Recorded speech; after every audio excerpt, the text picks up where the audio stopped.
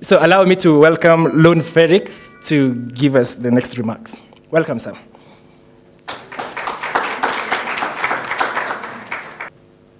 Jamboni. It's very good to know that I inspired someone. Sorry, I'm feeling a little weak today physically because I went for my vaccination yesterday, and I honestly woke up thinking like a lorry had overrun me or something. And at some point I thought I would feel okay, but you know, even getting here has been quite something. I had to park my car somewhere, you know, and be driven here. But good to see you. The problem we are trying to solve as a country is almost like you taking a number of blindfolded people to touch an elephant and then asking them, what is an elephant? So everybody will tell you, depending on where they touched.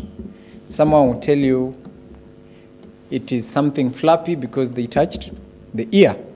Someone else will tell you, no, it's like a tree because they touched the leg. However, for you, as young people and as community leaders and community champions, you cannot help to improve a situation or an issue unless you have full understanding of what it is. And that defines the essence of what we were trying to achieve as Imara. Unless you can place your finger on something very specific and definitive about what ails the governance in our counties or what ails the governance in our country, we are not able to properly contribute towards the change that we all desire. This question is very fundamental, more than many of us care to admit. It is so fundamental because if you can define a problem with certainty and clarity, then you can contribute much more concisely in solving it. We are in the middle of a very huge public debate about the appointment of judges by a president, for example, right? And everybody is contributing to that debate. And I've had some serious debate about someone also in terms of my own views about it today.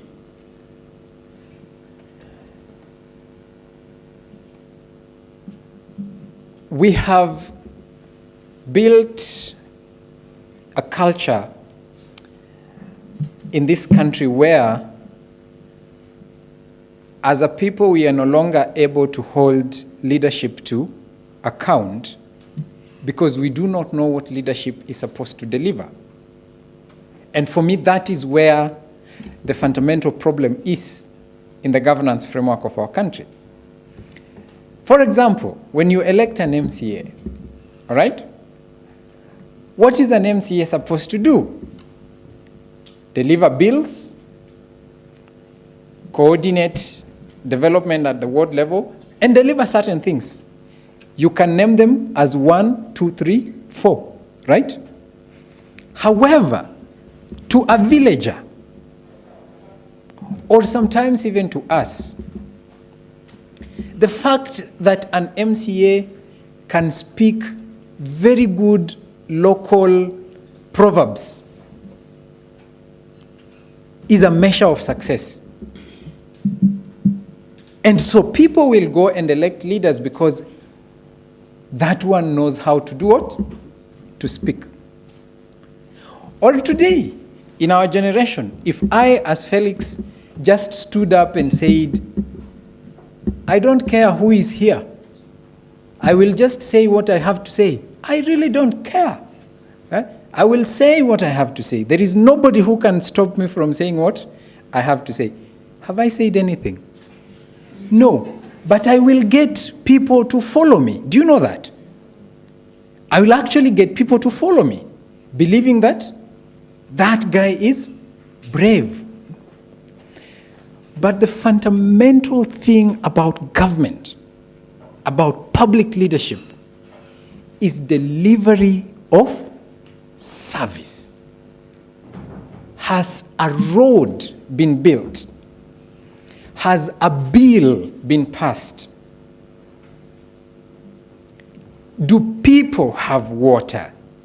Has electricity been brought?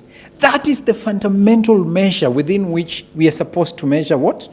Government, politicians, and public sector policies. But over time, as society evolves, we have really convoluted our perspective of what leadership is, of what public sector standards are.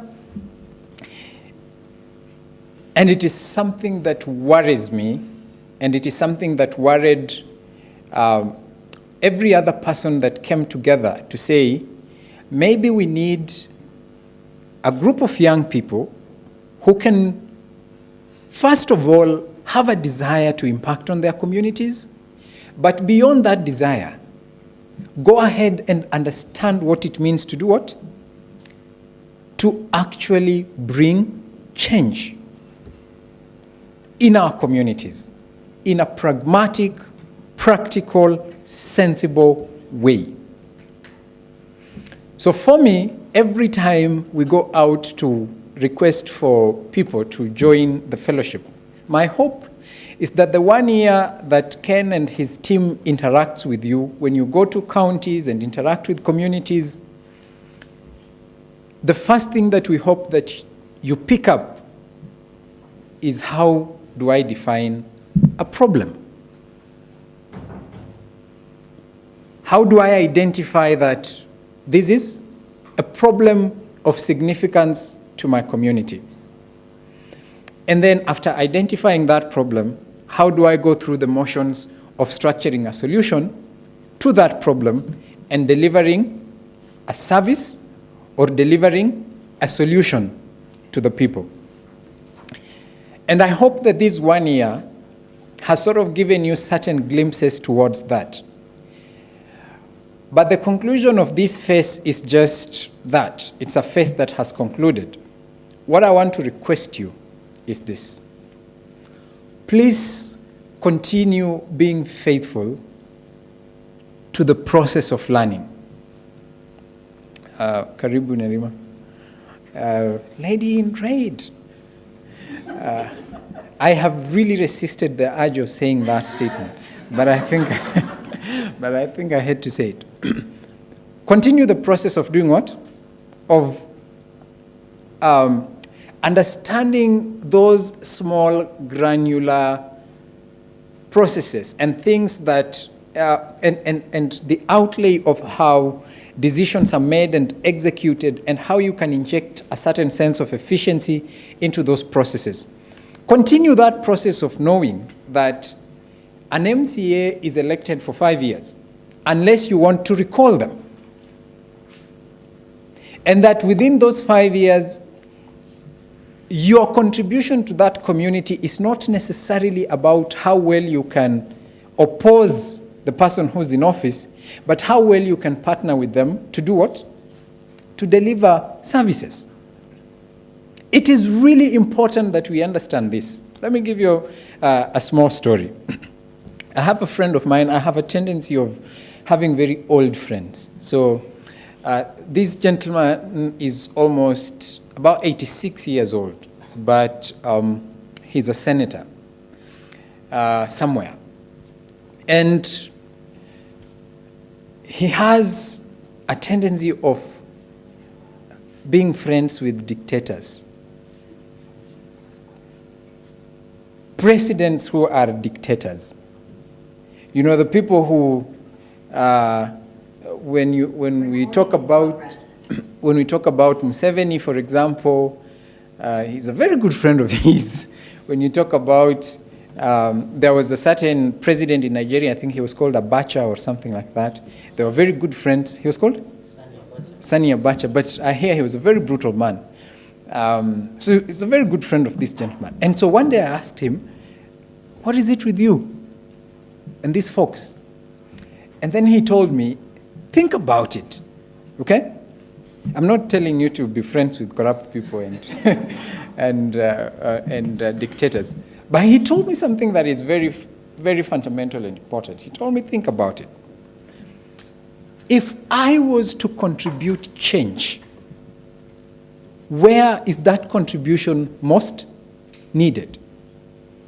Is it with a Democrat who is running their country well, or this evil person who is killing people? And so if I can reach them and be able to say, this is not right, and they can listen to me, I would have made a change. Now, the whole hog of it, I might not agree with it, but it provides some really critical lessons that when you are in a community, when you're in a setup, I personally don't believe in revolutions. I know that is usually a very controversial statement, but I don't believe in, bombing countries and killing everybody and then, starting new leadership and all that. But I believe that you can become a leader as a person. And so we hope that after this 1 year, in 2022, we will see a number of you running for office. If that is not the case, if you don't like the process of going out and looking for votes, become close to a governor or a deputy governor and be their chief of staff. Or become somebody in the chief officer's office who will write minutes. And so your change contribution will come in you ensuring that you have drafted the right minutes and ensuring that the focus of everybody who sits in a public setup is on what is critical. You understand what I'm saying? But all in all, I hope that all of us can choose the rigors of contributing to the public sector because it is really important. Now, as I move towards concluding, let me give you a personal story. And that story answers the question I asked first. So I currently work for government, the government of Uhuru Kenyatta.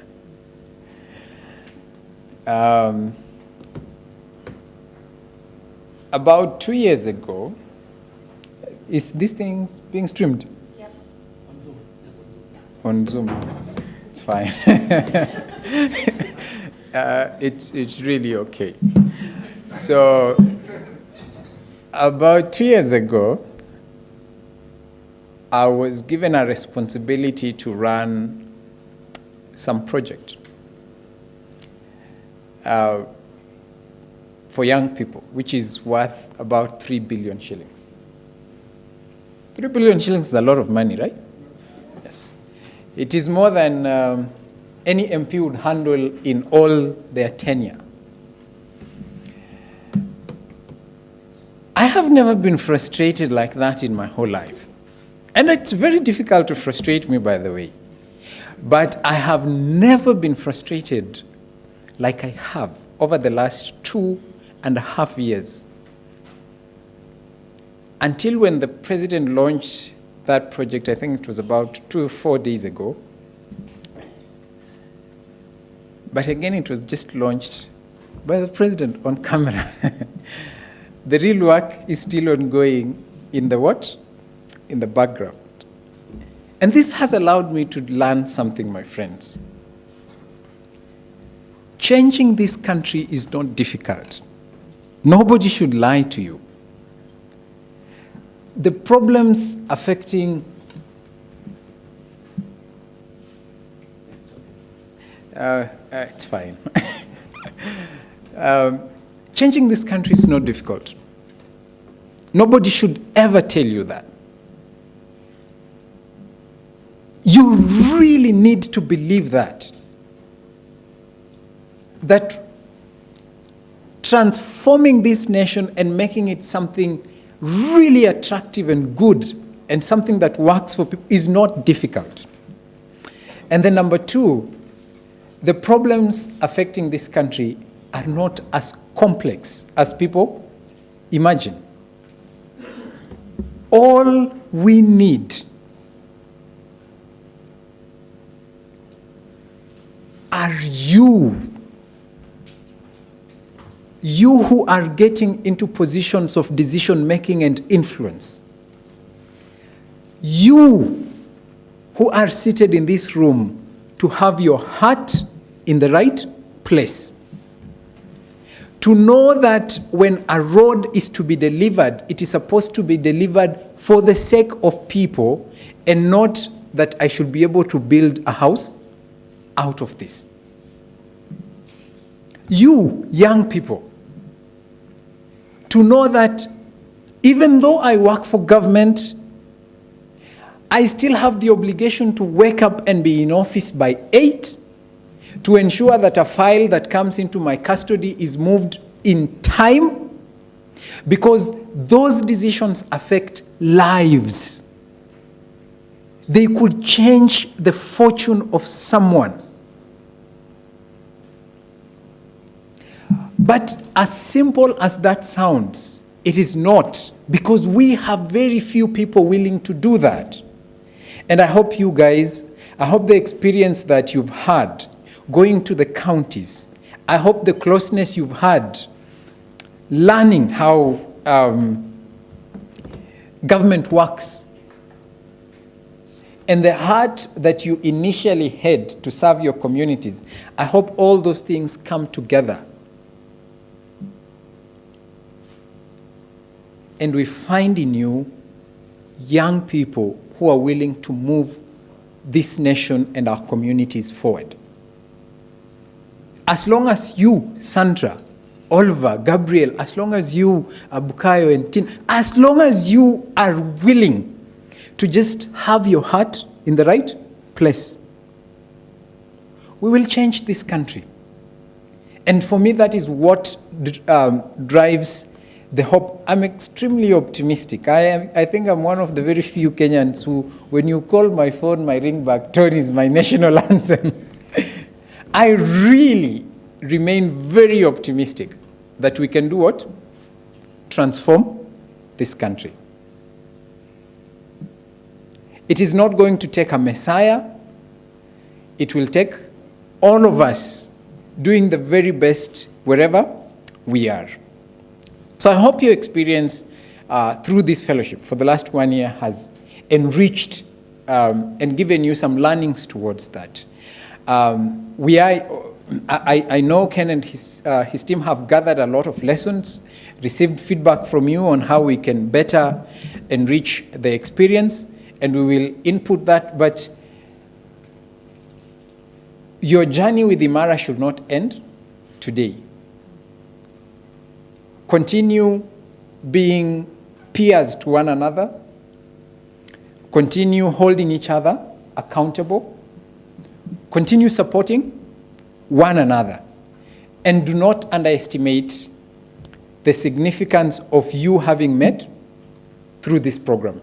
Because you have no idea how 5 or 10 years down the line, one of you will be a CEC somewhere, one of you will be a governor somewhere, one of you will be an MP somewhere, and together, because you've shared a value, because you have been in the same hotel room, you've gone to the same counties, just all of you can do what? Move on and change our respective counties, our respective communities, and our respective countries. Because I'll not get another opportunity, let me just really again thank you for giving us a chance to be part of your very incredible journey. because we know the work you're already doing in your communities, and it is an honor for Imara to even have you as part of those who have gone through the program. I hope you will continue with the same spirit. At a personal level and at a program level, we remain available to support you as we strengthen our alumni network and to ensure that you can continue being part of this conversation. And please feel free to continue being the best you can be in your local communities. Asanteni sana na Mungu awabariki. Let's give him a better one. Ken, kuna kitu yenye nimesema yenye ni mbaya? Iko sawa, si ndio?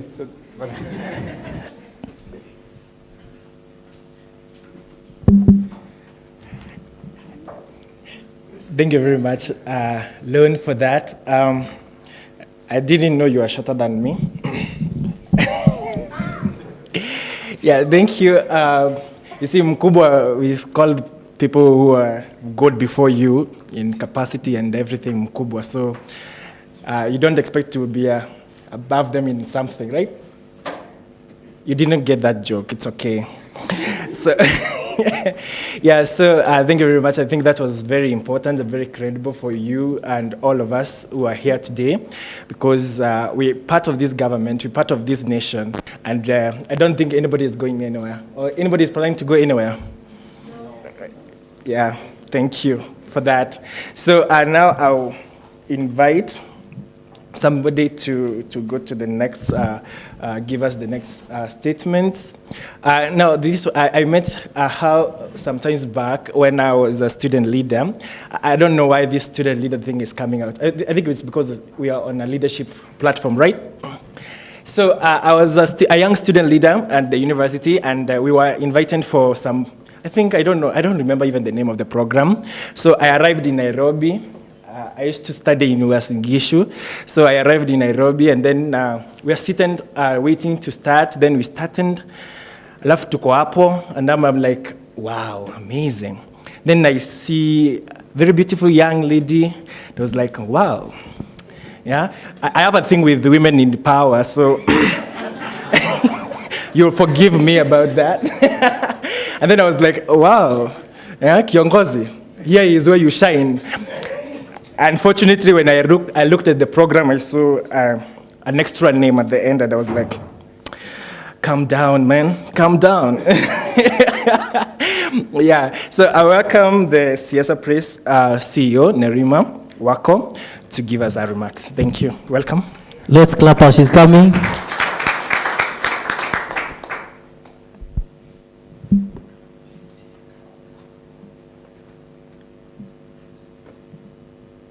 A bit shorter.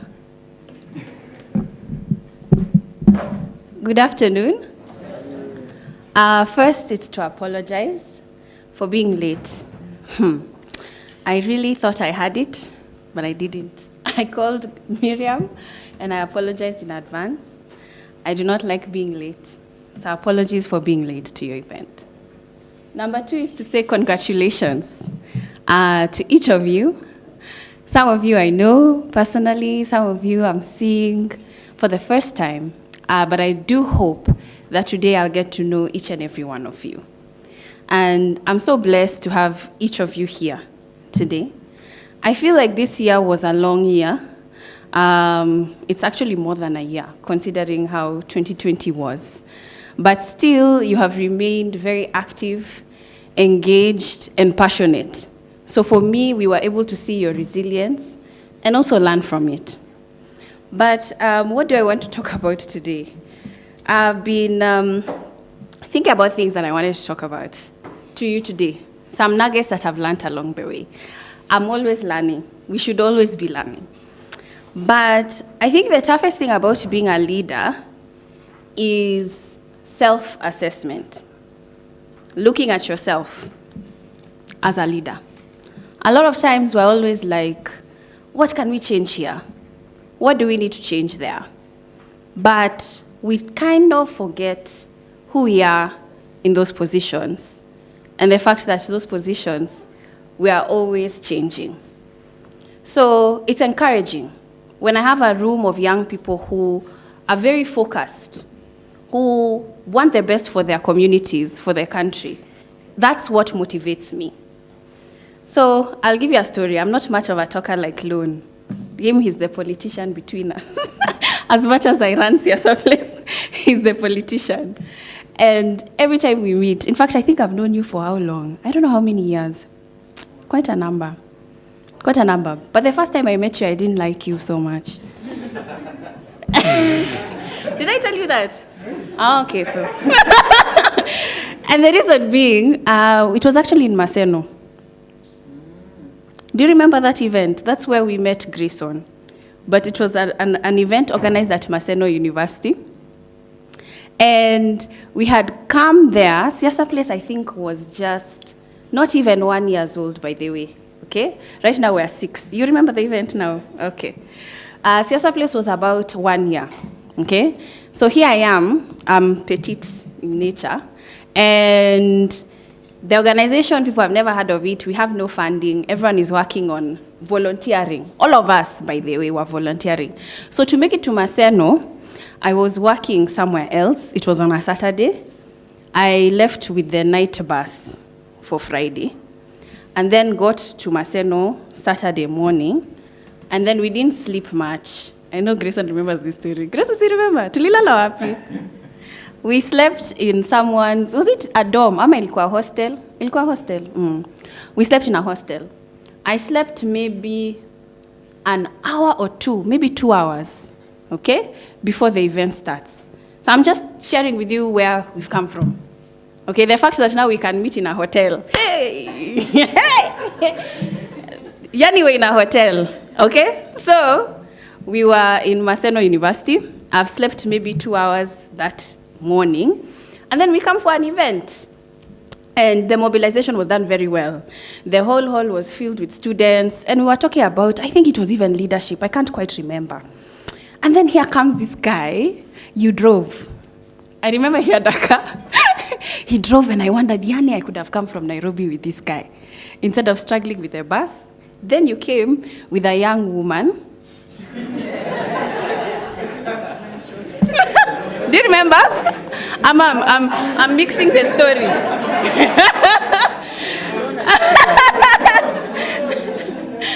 Okay, yes. Because I think I have my facts right. If they're not correct, just correct me. Okay, I'm correct. No. So he comes this young woman. So I'm like, hey, who's this guy? He looks like my age, even maybe younger. He has a car. Then he's coming with like a girl, very pretty. And then, during the session, whatever, he had this confidence. I felt like it was a little bit cocky. Like, I was like, who is this guy who's so arrogant? Like, he thinks he knows everything. And I think we were talking about gender or something during that panel. And I remember thinking, I don't think I'll get along with this guy. We don't seem to have things in common. But fast forward to 5 years later. 5 years later, I can comfortably say that Lone is a very good friend of mine. Very good friend of mine. To the point where he actually is the one who came up with this idea. He reached out to me and he said, I've been thinking about a program that can help leaders. How can we do this? He had called me, about 2 other individuals. Some of them didn't make it. We had fights. My friends, where you're in restaurants and people walk off on you. It was very dramatic. Dramatic. You see, I have good memory. So it just comes to show you that there are very many obstacles that come to creation. When it comes to creating anything, you will be faced with obstacles. But also, not to see an individual and completely dismiss them. If I had dismissed Lone on that day, this program would not exist today. So it goes to show you that even though you are as a leader, introspect. Try to get people or know people, especially people who are not in your circles. Get to know others that are outside, because as a leader, you will work with different people. Very different people. Some you will agree with, some not at all. But your goals are the same. And so what becomes important? So one of the nuggets that I think I've learned along the way is to be moldable. The fact that I have to learn and recognize my mistakes. It's very hard. So when you have a group of people coming together, it's organic and natural for there to be a leader. It's human nature. We don't always have to be in every space, but there's a leader in every space. So it's about investigating, am I the leader for this space or not? Sometimes we like to force ourselves as leaders everywhere. It's not healthy. It's not natural. It's not human. So sometimes there are places where I want to be a follower, and there are some places where I am the leader. But also, having people on your team who disagree with you. That's another thing that I find very difficult and still learning to do. So even when we're building programs in the team and all that, I like to hear ideas that everybody has, from the intern in the organization to the programs manager. There is no idea that is stupid, and everyone has an equal platform in my organization. But can you say the same for other organizations that you've seen or been in? The answer is no. That is revolutionary in itself. But also, it's for you to know as a leader, you're not always going to get the honest answers that you're hoping for. If you are to ask people, how am I as a leader, give me feedback, people are not going to tell you the truth. You're the one who controls salaries. And then you want to say, by the way, I don't like the way you do this, I don't like. It's very hard for you to hear things about yourself sometimes. But I ask people to try. And I'll give an example of where I didn't receive feedback. There's a day when we had lunch in the office, and I was having a call. And so everybody had their lunch ordered and all that, including me. I finished with my call, and I'm going to get my lunch, and my mito has been eaten. And I'm asking, who ate my vegetables? Nobody said anything. Until today, I don't know who ate my mito. By the way, it has hurt me.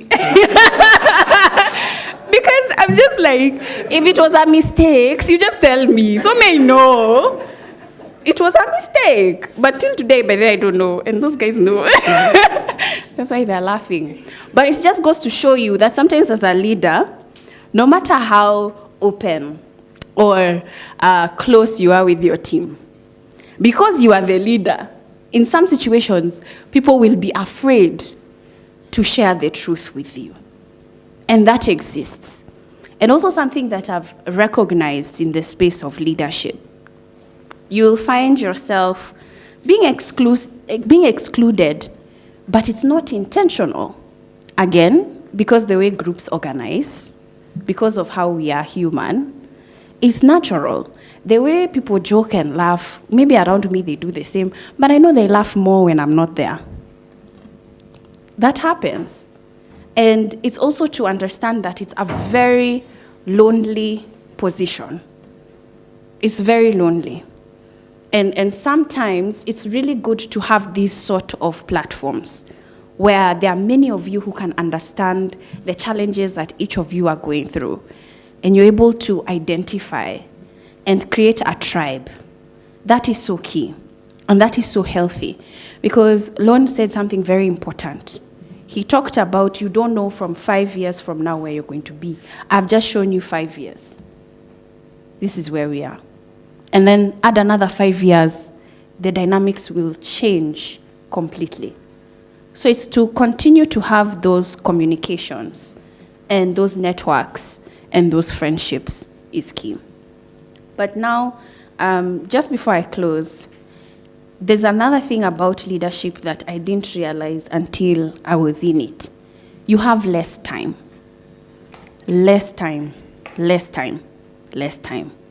Because by the time you're with your family, with your friends, and then for me, it's an organization, By the time you have to be able to go through certain reports or make sure certain programs or certain partnerships, a lot of young people come and tell me, I want to create my own company. They have all these visions, and I'm looking at them like, are you sure you know what you want? Because again, the reasoning is, I want to be my own boss. You think by being your own boss, you have more time and flexibility. My friend, the employee has more time than you. Because over the weekend, when then they have a weekend, you are trying to organize for the week. And it's always like that. It never slows down, it actually peaks. That's why as you get older, you begin to find CEOs being in the office by 6 a.m. You wonder, why are they there so early? Because they have so much to do and to catch up on. And also as a leader, you have to do that and keep your relationships going. Another thing people don't realize is people management. People management is key because people are everywhere. We can have arguments about, institutions. People are the institutions as well. Functions, it's people who make sure that things work. It's people. If people can't connect, if people don't want to work with you, for you, then you will find yourself struggling with something to be implemented for years to come, something that can happen within a week because people like you. And that's the truth. So people management is important. But as you think about yourself and your self-assessment, think about a person that you maybe worked with or an individual that you admire, a supervisor, that you think they did really well. And what are their attributes? What did they do that makes you think they did well? And then think about a person who you say, I will never work for that person again. I will never. What did they do? And even when you think about the person who you never want to work with again, think about it. If, say, for example, it's someone who shouted at me because of something I did wrong, you hoped maybe they dealt with the situation differently. So it makes you think, if it happened to me in this position, how would I react? And learning from another person's mistakes and building on those mistakes. So for me, is to say congratulations again, and may your journey on leadership continue to be prosperous. Congrats. Thank you very much. As the MC is coming, let's have a better round of applause. We do it hivi kidogo. Open your arms. Then tunaangusha mara moja for the director, executive director, siasa place, Madam Nerima Goja. Aya, 1, 2, 3, do. 1, 1, 2, 3, twa. 1, 2, 3. Tuchape. 1, 2, 3. Tena. Asanteni sana. Wow, that was amazing. Listening from the CEO herself, I hope that in a few years we'll be having more CEOs in the room, and maybe we'll call a meeting for the CEOs from Imara. I think I will also be there. I hope so. Yes, so now I would like to hear statements from a young gentleman who I've known for, I think, a year now. Through the process, and I really like whatever he has been doing over, and seeing the change turn through and turn out in them as they go through the fellowship. So allow me to call Emmanuel Opio to come forward and give us the statement on impact. Emmanuel.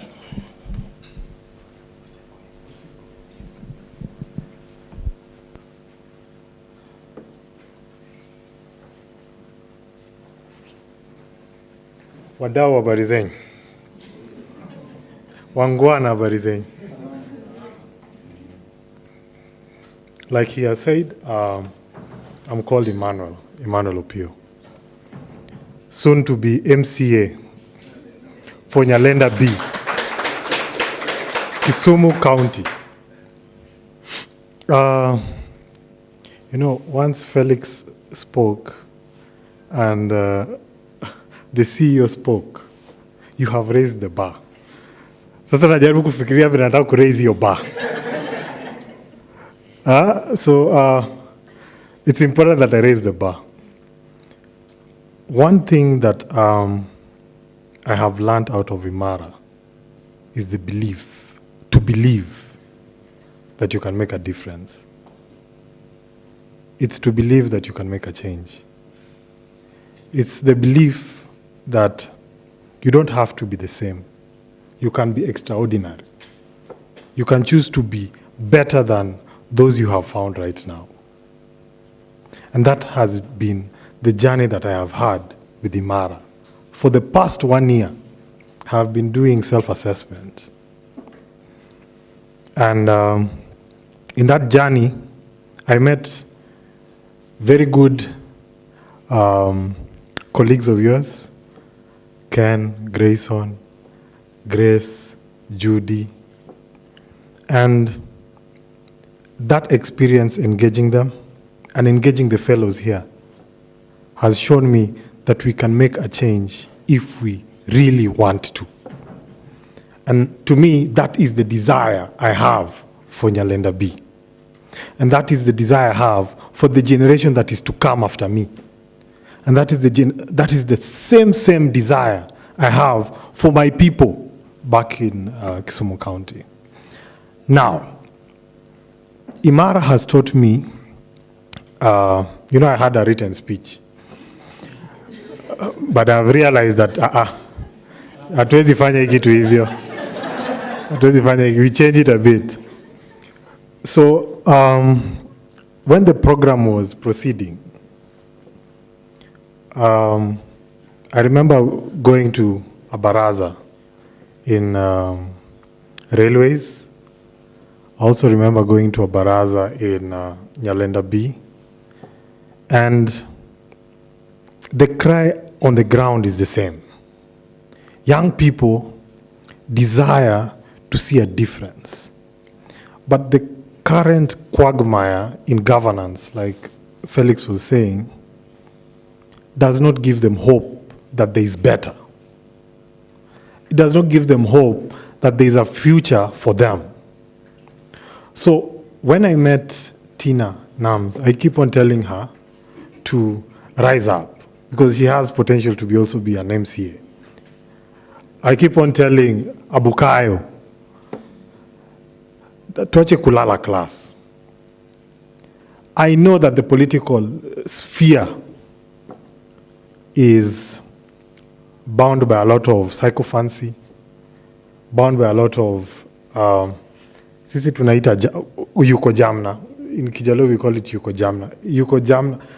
You see, when you get a tree that has fruits, in order for you to get the fruit up there, instead of plucking them, they shake it.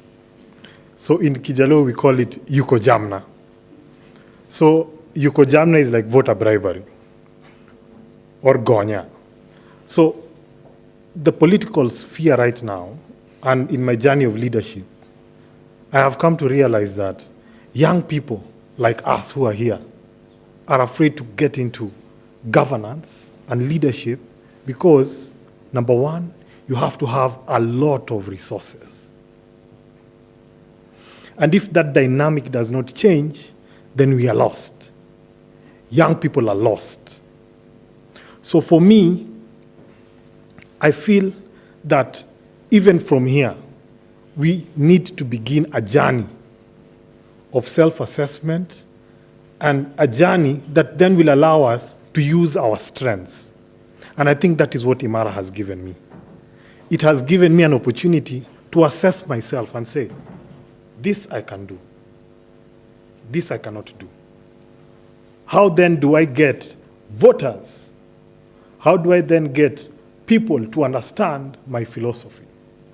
How then do I get young people to understand that the solution is not the present way we do things? So, to me, the belief and the difference that I have come out of here with is immense. And I'm sure Tina has one. My fellow also has one. I believe that there's so much we can still do, even in our leadership journey. And before I even go far, we have one of our fellows in Qatar, Collins. I'm sure he's watching somewhere right now. Collins, wapi your camera, Collins? Ya zoom. Hii hapa. Tuna graduate pamoja. Yeah, so and Fiona. We had Fiona initially, and she wasn't able to make it because of a bit of illness. But she's a lupus champion.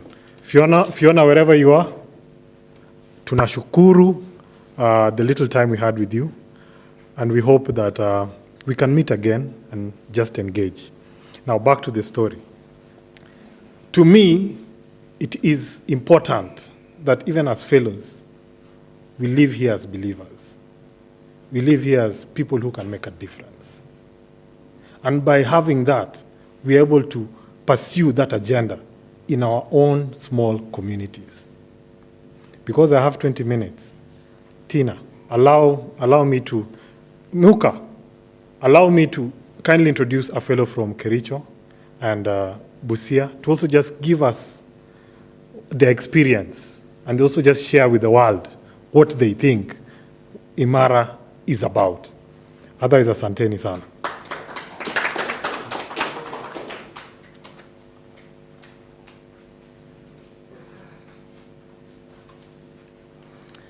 Hi, good afternoon. Kwa wale pengine waliingia kama nishajitambulisha, mimi kwa majina ni Christina Mainti. Lakini unaweza niita Tina Nams, hilo ndo wengi wanalipenda. Nikiwa na wakilisha Busia County from Samia Sub-County. You know, I was listening at Nerima, and I'm like, that is my boss who has no written speech. So, mimi hata nikijaribu kuitwa, nisijifanya hapa naandika notes. Let me just go and whatever will come out of my head. So I was talking to God. Kaambia God, kuja hapa mkutano, in case niitwe, tell me what to say. Now, my experience, Imara, one thing I will always be proud of is, I know I'm a bold girl, I'm confident, but with the programs that we've been doing, imeniongezea confidence yenye there's always a girl who is always calling me when she's stuck. Like she calls me mom. Like, mom, kuna hiki tunataka kufanya. What do I do? She also engages in community programs. So I just told her, if you're doing any community program, as long as you have a pure intention, God will open ways for you. Just have a pure intention. That's enough. So recording in progress. I get it. Now, with the Imara Fellowship and Siasa Place as a whole, I have learned that we thought that it was impossible to put our leaders in check until we started doing the issues of petition, memoranda, and I'm like, ni uoga tu ndo tuko nayo.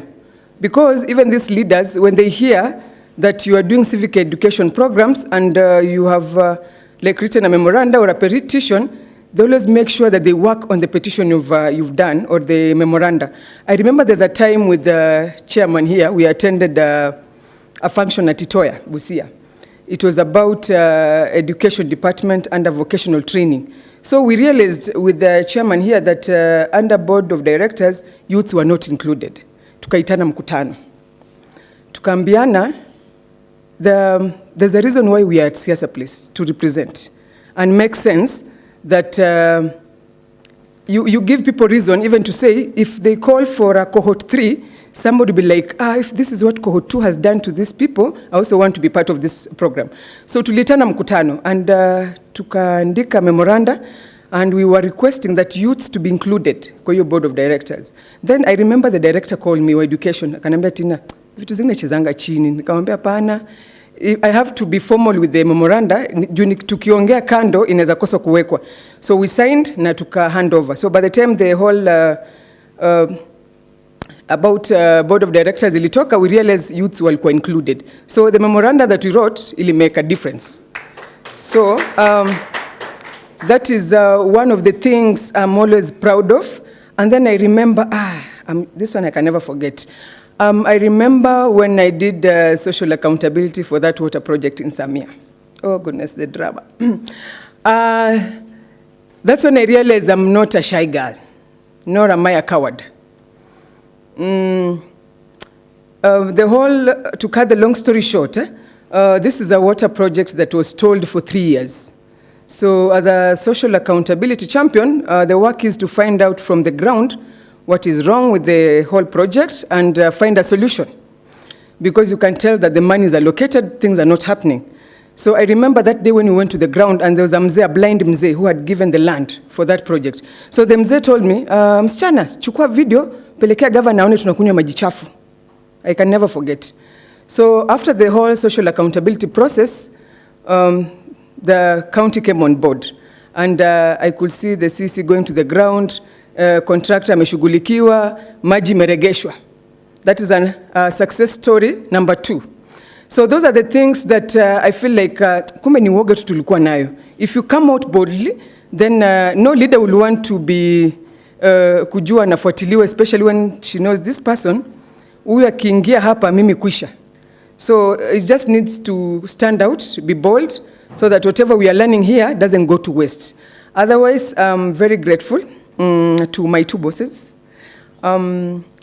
This one might sound like naleta ufamilia or anything, but I'm proud that Busia County is, I will not say details, but I'm very grateful, very, very, very grateful. And my girls are watching, the Busia Kenya Supermodels. I'm always proud of those girls. Mimi nakuanga na I lack patience, but those are the only people wananiumiza kichwa na nakuwa patient. For the last 3 years, now that is what we call leadership, right? Yes, unaona mtu amekukasirisha lakini unajiambia tina jite mkutano, you are a leader. So hiyo kelele yako utascreamia mahali pengine, for now, relax. So the whole process of Imara and Siasa Place has also made me realize that there are places where you can be calm when you are supposed to be screaming. And I think that is what leadership is all about. And then the fact that I'm part of this program, my girls are really learning a lot. When I see them writing that congratulations director, I'm giving those guys like to understand, I always tell them purpose your crowns. Learn to, that is called personal growth. Make sure when you are standing in front of a crowd like this one, when you're asked to profile yourself, you'll not just say, I'm Miss Tourism Busia County, and nothing else to add. Make sure when you're introducing yourself, have a niche that everybody can admire to be part of it. That niche is the purpose that you're adding to the crown. What else? Apart from just knowing you can do the runway, you can hold the crown and say, I'm Miss, what else are you adding? And that is the essence why I'm always involving them in community outreach programs. So as I'm graduating today, I'm sure I have impacted 1 or 2 of my girls, because at the moment I have almost 50 girls, all from the 7 sub-counties. So I'm sure, because some of them were asking, Mom, tunataka kujoin hiyo cohort, tufanya aje? Nikamwambia ngojeni kwanza ni graduate. Tulieni, nitawashow. Otherwise, thank you so much, and God bless you all. Asanteni.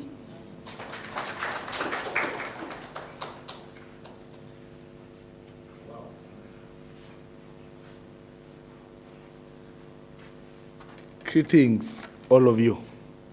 Habari yenu nyote. Ochamge? Very nice. I had to pull out that. So for those who came, the CEO, Lord Felix, and other dignitaries who have come late, my name is Victor Rono. I'm from Kericho County. I'm told Kericho County is always blessed to have a Rono in the court. So I'm the Rono of this court. I really am so much touched by this talks that we have had. I feel so privileged and so honored to be part of this team. I feel so, I don't know, I'm so overwhelmed by this chance to be here today. My journey in Imara for the past 18 months has been an amazing experience. I can mention myriad of success stories that we have had in Kericho County. Kericho County, initially we had 7 guys from Kericho, plus the diaspora people. Unfortunately, one of us left the fellowship earlier on. Then we remained 6, plus the diaspora people. The impact that Imara Fellowship has created in our county is so immense. Let me mention two quantitative impacts that have happened. Those who are in Kericho County, you remember municipal dispensary, health center. When we went there, we were asked to go beyond the health facility. The community there, almost 90% of the community there is from Talai community. So they have this sewerage system. It has been blocked for I don't know how many years. So when they had kuna watu wa siasa place and they can help you. Actually, they didn't know that Imara Fellowship then. They used to call Imara Fellowship siasa place. So they asked, can you help us with this? We held a meeting, only once. We asked them, how has it been? What is the impact that this thing has done? We then advised accordingly on where they can do, because they already had a committee, a community committee. We advised that committee. And in fact, just when was this? Kiongozi Milton, I think it was on Monday. The chairman of that committee was calling us to thank us for that. Hiyo kitu ilisolviwa. The sewerage system now is operating so nicely. And I almost went emotional when he called. So we didn't just do that. We also helped with electricity connection in that community. And through the connection that Kiongozi Milton has with the Ministry of Energy, I don't know how, the thing was sorted also. And they extended their gratitude and a word of thank you to the fellowship. Now I could not go without mentioning that.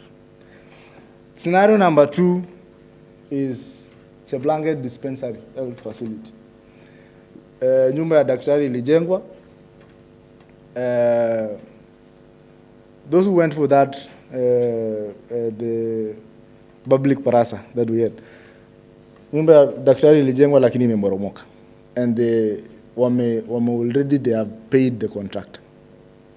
And now imeandikwa the facility is sorted to be elevated to a health facility from a dispensary.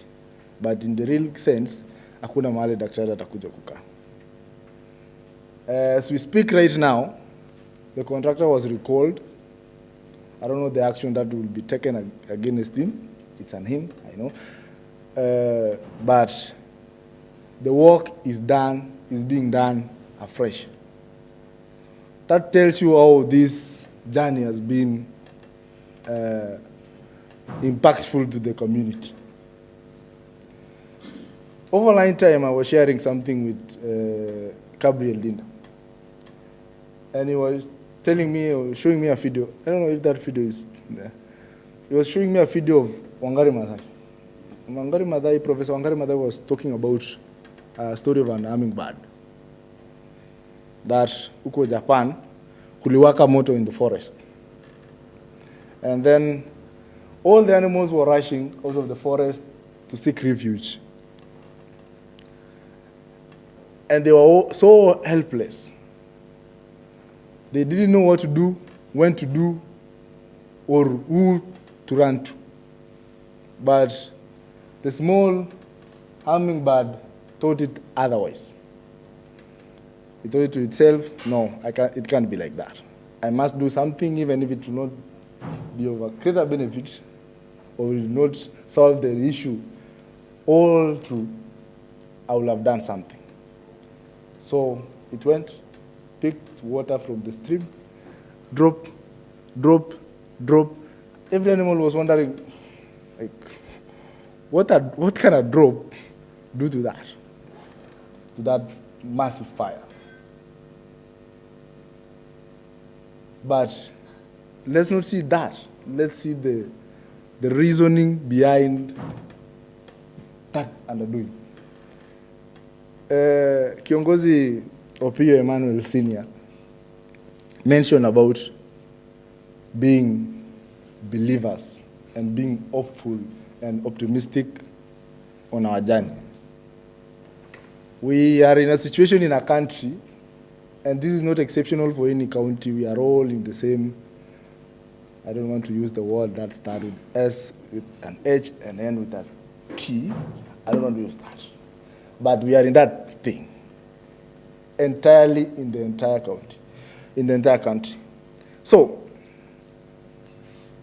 when you are in that situation, it gives you a feeling of wanting to join the bigger team that is thinking and bringing what we have. People who aspire to be leaders, most of us who aspire to be leaders, me being part of them, we are all called.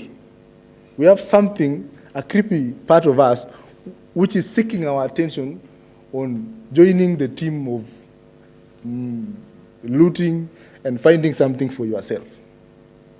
But through such platforms that we learn that all is not lost. We still have an opportunity to make a difference in this country. It might not be, you might not see your difference nationally or globally instantly, but whatever you do now, in your village, in your ward, in your sub-county, in your county, eventually will turn out to be copied or being used as a marking scheme, and will eventually change the narrative and how we run this country. It starts with us, the small thing we do in our families, in our villages, in our sub-counties, in our wards, in our counties. I really appreciate the people from diaspora who came to Kericho. You gave us a sense of an outside look to our things. Me, I'm a village boy. I've grown in the village. I went to high school in my county. Then campus, I was privileged enough to move to the next county. I went to Kiambu, but I don't know, something just happened and I went back to Nakuru. I was in JKUAT, then I was transferred to JKUAT Nakuru campus. So eventually I've just transferred Rift Valley. You see? But what I can say is that the impact that the people from diaspora brought to us in Kericho and the looking of the few that we need to view things differently, I really appreciate that. With that, ladies and gentlemen, I thank you all for listening to me. Congratulations, my fellow fellows, and thank you, our organizers. Thank you very much.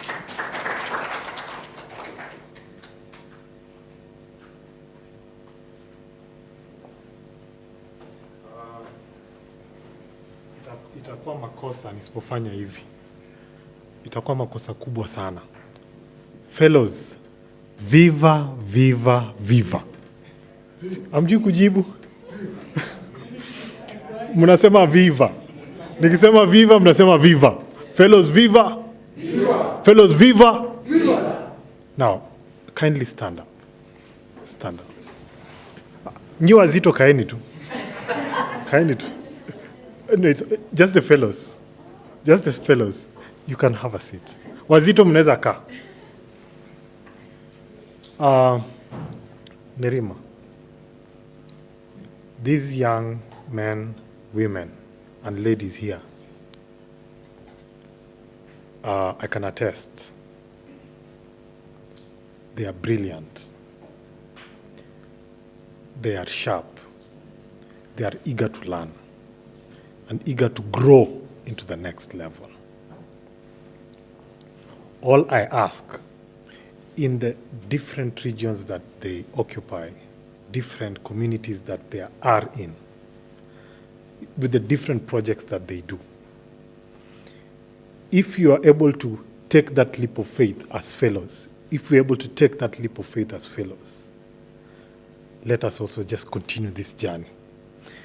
The great impact I have seen in my community out of the Siasa programs, Siasa-based programs, the Imara programs, is so great that if they're also able to be empowered to move to the next level, they would be greater. Viva fellows, viva! Viva! Viva fellows, viva! Viva! Asante sana.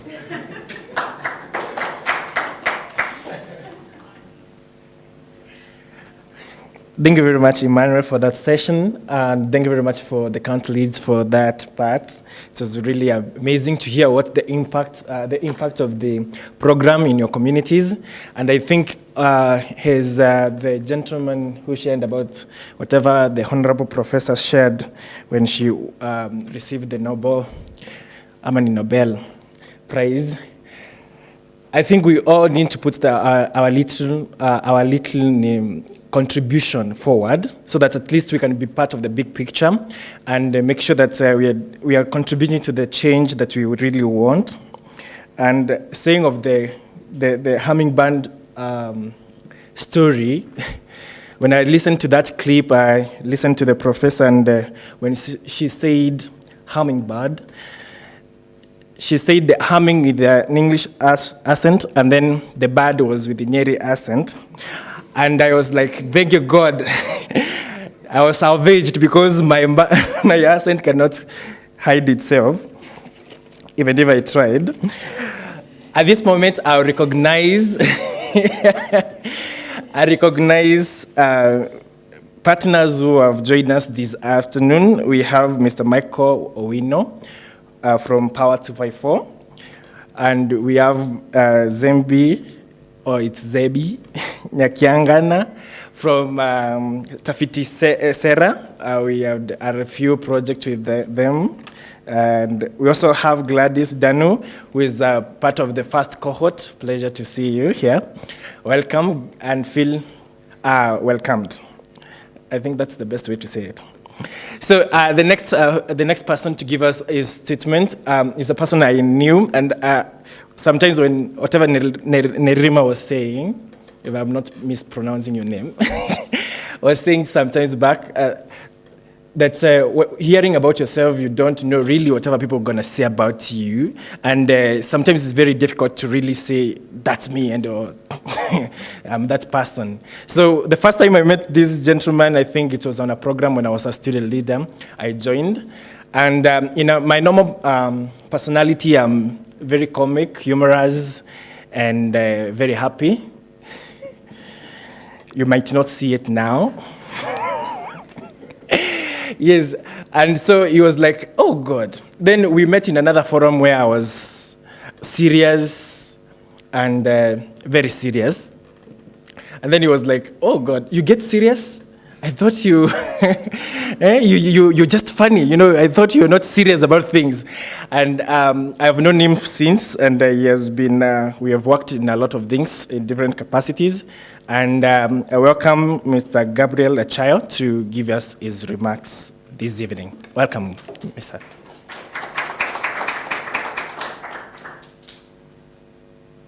In most cases, I always see people doing this whenever someone speaks. No one has done this, so let me do it.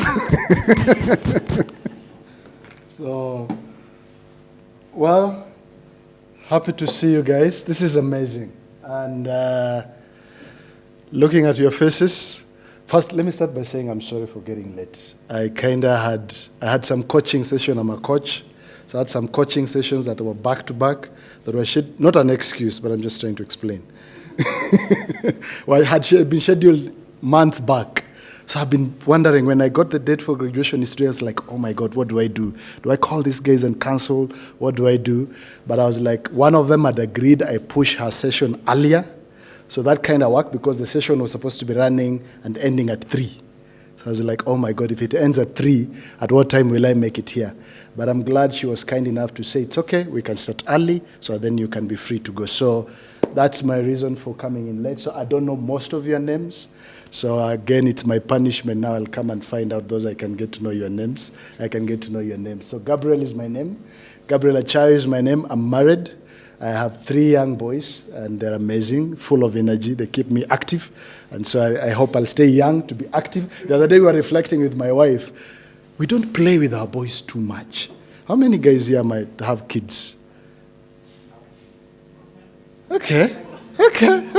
Good. So good number of guys in the room has kids. How many play with their kids a lot?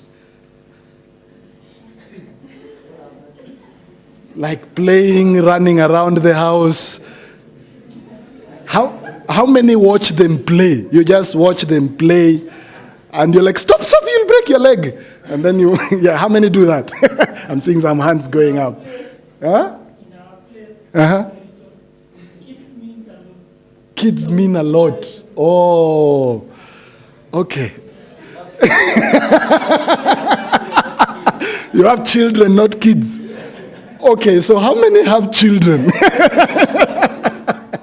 Wow. So anyway, so it's amazing always to spend time with them. It's amazing always to spend time seeing these people grow up, and that for me is always a joy of watching someone grow up in any process. And I've learned that a lot from watching my kids grow up. And you realize there's something they don't know. Within a few days, they know it. There's something they're afraid of. Within a few days, they're no longer afraid of it. And so there's a growth process happening. And all of us go through growth processes, isn't it? And even as you went through Imara, it was part of that growth process. Personally, as a coach and a trainer, because that's what I do most of the time, I watch a lot of people have a lot of light bulb moments. When you mention something, and they go like, I didn't know that. And now all of a sudden, they're putting it into practice, and you're seeing it work inside their lives. And that is transformation. And it could be personal transformation, it could be a community transformation, it could be a group transformation, but the most important thing is transformation is happening. And all of us want transformation, isn't it?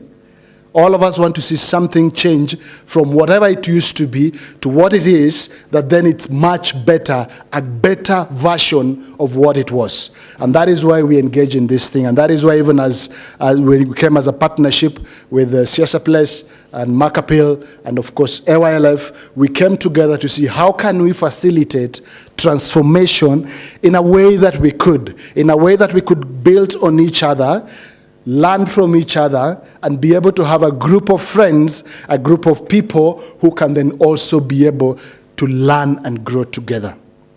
And in that process, and I just wanted to talk about something that Nerima was talking about, leadership. I'm passionate about leadership. I'm passionate about growing leaders. And for me, my what I really find joy to really focus on much was in the personal transformation of a leader. The personal transformation of the individual that then now flows out to everybody around them. The transformation that starts with self, your family, the people you work with, it could be your team, your group, your community, and the organization you work with, and of course, ultimately your community. Because it has to be inside out. Sawa. It has to be inside out, that even yourself, whatever things you're doing, you are convinced enough. You have a conviction that what you're doing, you believe enough in what you're doing, that it's doing its work inside you. It's not just cleaning the outside and forgetting about the inside. You got to clean the inside so that whatever people see, they see you're shining, they can also know that inside you, there's something greater shining inside of you. And so that's our commitment. And one of the things that I wanted just to share a thought on today is choices. Most of the day, everybody makes choices, isn't it? And every day, even you've made a choice to sit here, isn't it? You've made a choice, you can all stand up and walk away, isn't it? Is that true? No one is forced to be here, isn't it? How many of us have found it? You say, they made me do it. They made me do it. And you blame everybody else because they made you do it. How many of us find themselves saying that statement? They made me do it. But I want to believe we mostly operate from a point of choice. And in choice, whatever kind of a behavior we see in you as someone seated in this room is a result of a few things. One of them is nature. Nature. And that is who you are. You're loud, you're quiet, you talk too fast, you talk too slow, you have jokes, your jokes are... nowadays I'm told I make dad jokes. Your jokes are dad jokes. You are tall. That is who you are, and you might never change that. You are light, you're dark. That's just who you are. Your DNA mix-up is part of that process. The other bit is the nurturing you've gone through. We've gone through a process of nurturing, isn't it? The experiences, your schooling, your parenting, your faith, if you have a faith, your early childhood experiences, all these things have brought in something in you. It is not originally who you are, but it's slowly added onto you. And so right now when you're seeing you, you're not just your nature, your DNA, but you have a story. And that story makes you. Do you agree? That story, those experiences you've gone through, makes who we are seeing here right now. So we cannot separate your story from who we are seeing here right now. And then, the last and the most important is the choices you make. Those three things, nurture, nature, and choice, really form a huge part of who we are seeing here right now. And it's important to know that choice is quite more powerful if you really become more intentional about it. Because you could have a particular nature and nurture, but you can still use the power to make a choice to do something else different. And that is why I cannot say, since he's like this, he's always done this, then because this has happened, that is what he's going to do. I have to be willing enough to give you a chance that you could make a different choice. And for some of us you've probably worked with, you've seen like in LYLF what we do. We have a number of guys come in, they go through what we go through, what we train them, what we expose them. And then when they come out the other end, you realize you took them through the same thing, but it doesn't mean they'll make the same choices. And even up here, you've gone through the Imara experience. It doesn't mean that because of that, you will all make the same choices. You will be able to make your independent, unique choices, some of it based by circumstances that are happening around you. Some of it probably will be leaning towards your story and your experiences. Some of you might lean towards your nurture, the DNA, the type of who you are. Some of you, because of that moment, you might do something that even yourself you'll be shocked. How came I did that? Why did I do? Why did I respond like that? But choice is largely motivated by either pain or gain. Those are the motivations of the choices we make. Either you're avoiding pain, and many of us have made choices avoiding pain. Is that okay? Umeenda hospital, umedungwa shindano, you're like, I am no longer going for that thing again. So you make a choice because of the pain experience, or you're trying to avoid a particular pain. It could be pain on you, or it could be pain on someone else. And so you make this choice to avoid someone else going through a particular pain. Some of us, the motivation is gain. You're making choice because of a particular gain, something aspirational, something you want to see happen, something new you want to bring into place. It could be the dreams you have. It could be something bigger than you that is beyond just what it is. And so I want you to process that, because as a leader you need to know, are you leading from a point of pain or from a point of gain? Are you leading from a point of fear or from a point of trust? Because most leaders lead from fear. And it could be you're instilling fear on other people so that they follow you. And we know those stories, isn't it? We know those stories where someone pushes fear on you so that then you follow them, because usipofanya hivyo, salary, vile Nerima was saying, usipofanya hivyo, salary itakatwa. So out of fear, you follow this person. But how powerful will it be if you lead from a point of trust? Where as a leader, you're leading people from a point of trust. Some people, even as leaders, we struggle because we are leading from a point of fear. They'll take over my place.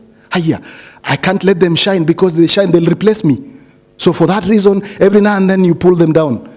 You realize they've got an opportunity and you're like, how come they got that opportunity? What did they do? And all those things. And all you're trying to figure out is to make a few calls so that you can put in a word to bring them down.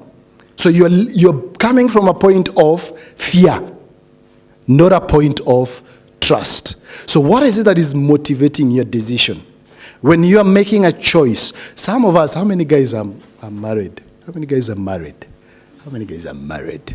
How many guys are hoping to get married? How many guys have decided never ever to get married? Oh, really? Oh, really? Please raise your hands again. Now the numbers, there are 2 ladies in the room who have decided never ever to get married. How many guys are married here? Are single? How many guys are single here? So guys, Jamaz, Wandume. Please make sure you do something about that. How can they declare that they'll never get married? But anyway, I want you to think through what has informed that decision. Whatever it is, some of you chose to get married, others have chosen to do whatever it is you've chosen to do. What is it that has facilitated or pushed you or motivated that choice? Is it out of fear because you've listened to so many stories, or is it out of gain? And I want to just, as I finish, there are just some questions I want to ask you. Find a place where you can just, I told you I'm a coach and a trainer. I like asking questions and I like getting people to write things down, because I believe, so if you don't mind, you don't probably have to write the questions, but if you want, I can give you the questions. So, questions on making choices out of either pain or gain. And I want you to reflect on this and see. You can just say, yeah, that's me. No, that's not me. That doesn't work. So the first question, afraid of losing respect from others. Have you ever made a decision or a choice because you're afraid of losing respect from others? Second one, fear of looking incompetent. Did you ever make a choice or a decision because you're afraid of looking incompetent? Thank you for answering. The other one is, I don't want to lose. Your motivation for making that choice is because you don't want to lose. The next one is wanting others to think well of me. Your drive is all you want is others to think well of you. I don't know whether you've made a decision, probably. Fear of not fulfilling your potential. So you made a decision because of that fear of not fulfilling your potential. The other one is not having enough money for the future. So you make a decision based on that. Fear of letting people down. How many of us have made decisions because you fear to let people down? Yeah, thank you for the impostor syndrome. You know impostor syndrome? Anybody knows impostor syndrome? How many of us feel impostor syndromes? Like, I don't think I'm good enough for that. I don't think I qualify. I don't think I am the best person to do that thing right now. How many of us always feel like that? And that then becomes what drives you, motivates you to make a choice. So you make a choice not to do something because you don't feel you're good enough for it. Wanting affirmation of an authority figure. Might be someone living or dead. Some of us are living because we want affirmation from our parents. So we do things because we want affirmation from our parents, isn't it? And that becomes the motivation for you choosing to do something. And it could be whatever it is. Proving that you belong. You work so hard to prove that you belong. You work so hard to prove that you belong. afraid of not being relevant. So you make a choice, a decision, because you're afraid of not being relevant. And the most famous I hear a lot is FOMO, fear of missing out. How many of us make decisions because you don't want to miss out? Your buddies are going for a party and you don't want to miss out. You want to have the stories to tell.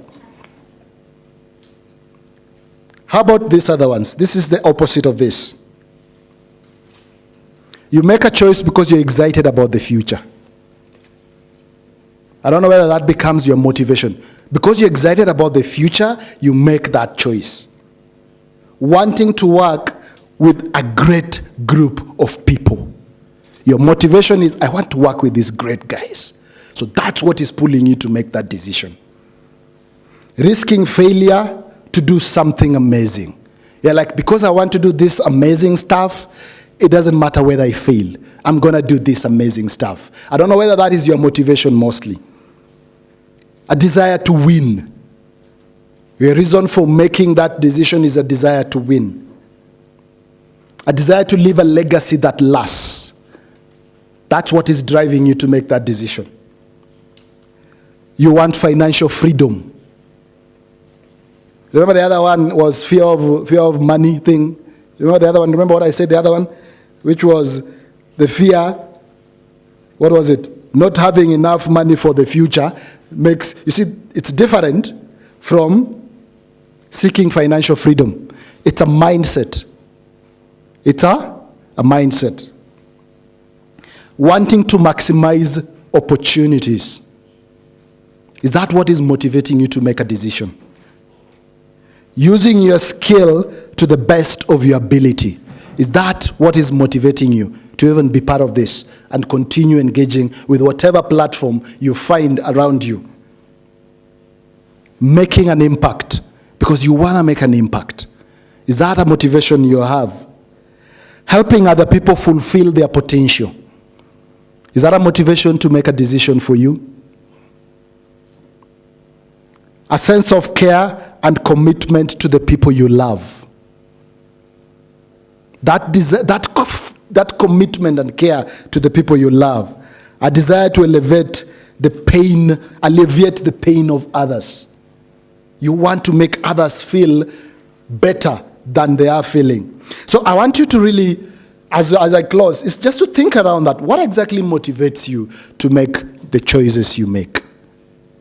And what are your tendencies on those choices? Because all of us have tendencies. Tuko na tabia sivyo? Hata tuko na tabia zingine hata sometimes we feel so embarrassed to even tell in front of people. But we all have tendencies, and those tendencies, if left unchecked, and especially when you are unhealthy, when you are unaware, when you are not intentional enough around your life, we all are able to bring out things that sometimes you're not proud of. So as I finish, is just to ask you guys, my friends, as you continue in this journey, and I hope that you continue being in this journey, what will facilitate that decision to be part of this journey? Is it the gain or is it the pain? And if it is the pain, it doesn't mean that one is better than the other. It just calls on you to be aware of what is the motivation. So then, because if you can name it, then you can manage it. Amaje. But if you can't name it, then you don't know what you're dealing with. So if you can name it and know what it is, then you can manage it and you can see how to grow it and even how to pass it on, multiply it in the lives of everybody around you. Thank you so much. I'm looking forward to know some of you and more of, if not all of you. And I hope this interaction with Imara doesn't end today. But then you say, I used to be part of Imara Fellows. I used to be. I hope it can become your life, your story, that as you grow up, as you continue to do the things you do, as you grow up in opportunities. I hear he's running for MCA in Kisumu. And all of you, I hear there are people also who have political ambitions that have those ambitions to get into different spaces. As you get into those spaces, I hope Imara, or whatever you got in Imara, can follow you through those stories. And one day, you will be 80 years, when you're 80 years old, you'll be able to tell your grandchildren a story. And that story this will be part of the story. Thank you guys. Have a wonderful evening. Is it evening already? Afternoon? Yeah.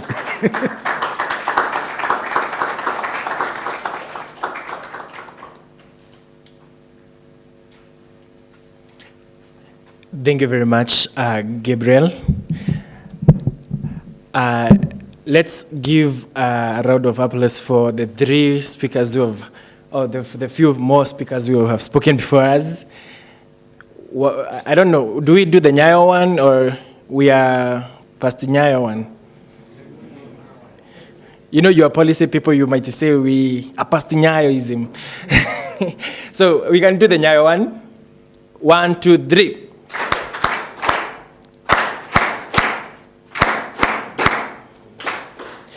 This is also to remind you that you forgot the loyalty branch. We used to sing it every morning in primary school. I don't remember even a word of it today. So Imara Fellowship is made up of 3 different organizations. There is the Macapil, which Leon Felix stands for. And then we have Siasa Place, the CEO herself spoke here. And then we have AYLF, and Gabriel spoke before us. So these organizations came together and refined and built, brought together their human resource, all the resources together to make sure that this thing goes forward and succeeds well. Now, at this point, I'll welcome one of the fellows to give us a commencement speech. Marian Abukaya, welcome.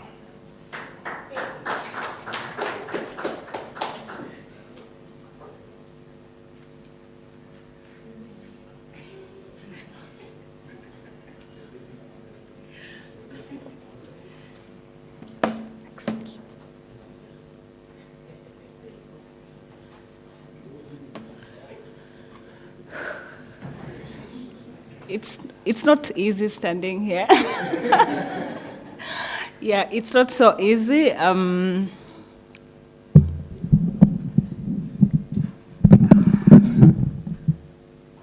So I think you'd allow me for the first 2 minutes to relax and just, be composed before I read the speech. Yeah, so good afternoon, everyone. I'm deeply honored to be standing before you here today. My name is Marian Abukaya Murunga.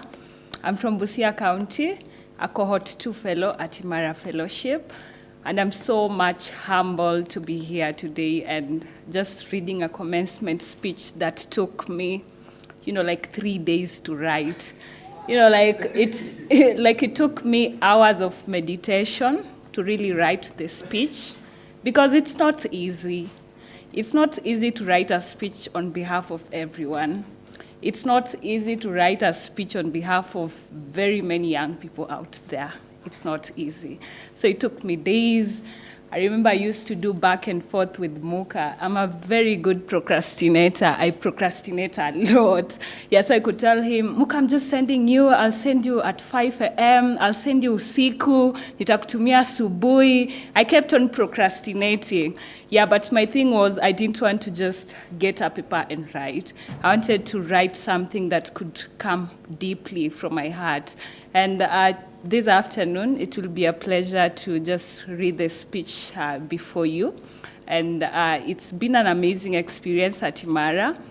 And as Ken was sharing his remarks in the morning, he said that Kesho, it's us who will be leaders, right? And it's evident from the program that is before us today. It's fellows-driven, Cindy.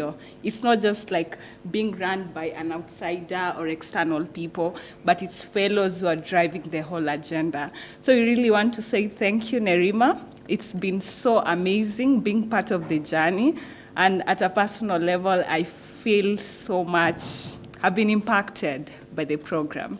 So it's now my pleasure to just read the speech, and I'll read word by word. I don't want to miss anything. That's why I didn't want to read it overhead. I just wanted to bring the laptop along so that I could read everything. Sawa. So this is not for me. It's for every one of us and many young people out there who maybe wanted to be part of Imara Fellowship, but didn't get an opportunity to be part of it. Sawa sawa. Yeah, so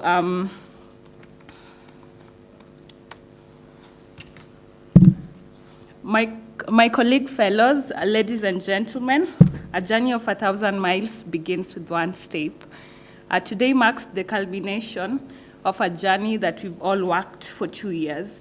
We braced up and took a single step to be leaders in our different spaces. It is the courage to take up a step day after the other that brought us closer to opportunities that align with what we live for.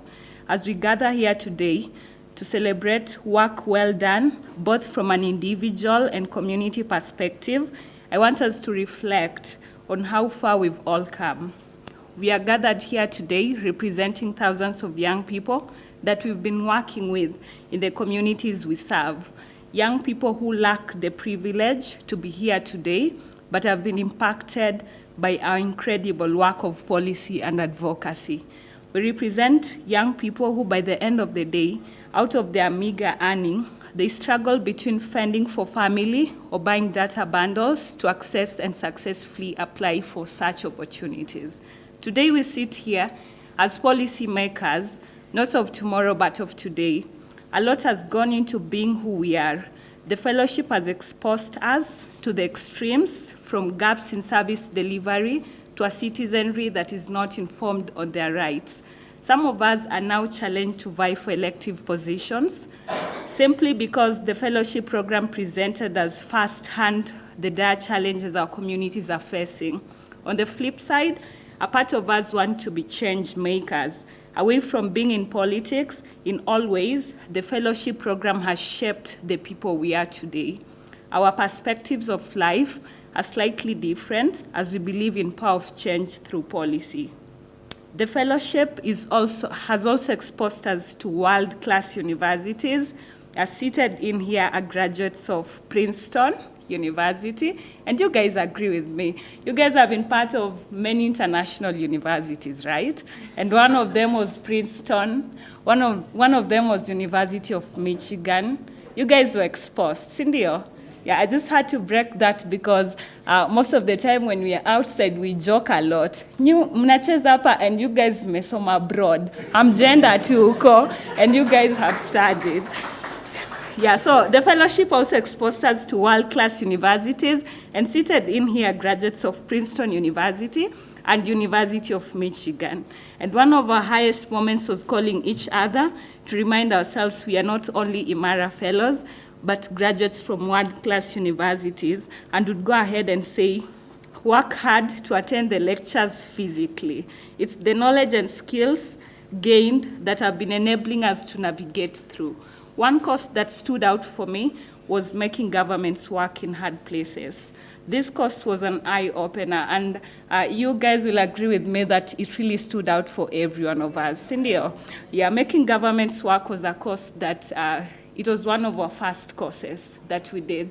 And we did at, I think, University of Michigan or Princeton. Yeah, it's so nice to, say the names, right?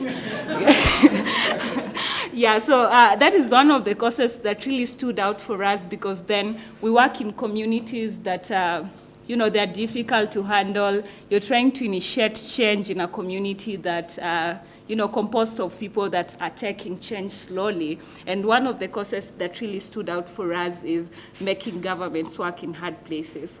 This course was an eye-opener, thought-provoking, and timely. It gives you a worldwide perspective on how to initiate change in communities that seem resistant.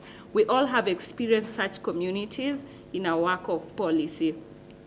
Imara Fellowship presented to us an opportunity to engage with county governments in the 3 counties, namely Kisumu, Kericho, and Busia.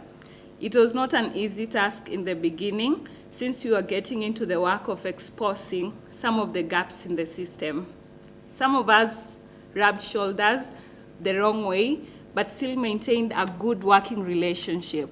As we mark this day, we recognize the important role counties have played in facilitating our activities at the grassroots level. The goodwill has been sustained, and it became so evident when fellows for Busia County were sharing a report of a survey they carried out in a few health facilities to assess the level of service delivery. And I want to believe that all counties did the survey for all the health facilities. And I remember ours is something to just remember, because then after that survey, we had a stakeholders meeting, and it was still a back and forth. Stakeholders could not accept that we got data from beneficiaries, so they could think we cooked the data, what kind of report are we giving to them? But by the end of the day, they appreciated the fact that we give them very actual information that they acted upon by the end of the day. That was one of the success stories I have to say. Yes, as we mark this day, we recognize the important role counties have played in facilitating our activities, and that is in accordance to the survey that we did in Busia and also other counties. Stakeholders present gave very positive feedback and committed to work with the fellows in ensuring the health facilities are in good state. The fellowship also reintroduced us to our communities, not as sons and daughters of the soil, but as young people capable of driving change through advocacy. Our experience in the community brought us different emotions: anger, shock, confusion, simply because of the deep-sighted problems, coupled with the people that lack information on what they truly deserve, like good health services, proper infrastructure, and better education. This was the ultimate test of our work. The adage that says you cannot teach an old dog new tactics is not a cliche, but it is a fact. However, we didn't relent. We pushed on, and we have powerful testimonies of young people from deep down in Nyalenda, Budalangi, and villages in Kericho County who've been transformed by the civic education that we offered. To this end, on behalf of all fellows gathered here today, I want to sincerely thank Imara Fellowship for having given us a very rare opportunity to experience learning locally and globally, for going an extra mile to enroll us in world-class universities. We don't take it for granted. The sacrifice and efforts put by the project team has been immeasurable. We thank you. To the 3 county governments that we've closely worked with, this would not be possible without you. You made the entry point so accommodative, hence making our work at the grassroots level and stakeholders forum very easy. And lastly, to fellows, I challenge you today to start the journey of climbing another mountain. You're right on top of this mountain today, but be quick enough to realize what more you're supposed to climb. Go out there and change the world. God bless you. God bless Kenya. Thank you so much. Asanteni sana.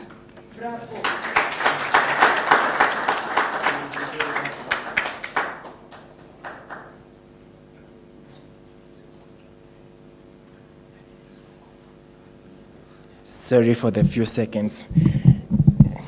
This is the opportunity where you take the opportunity and MC on my behalf.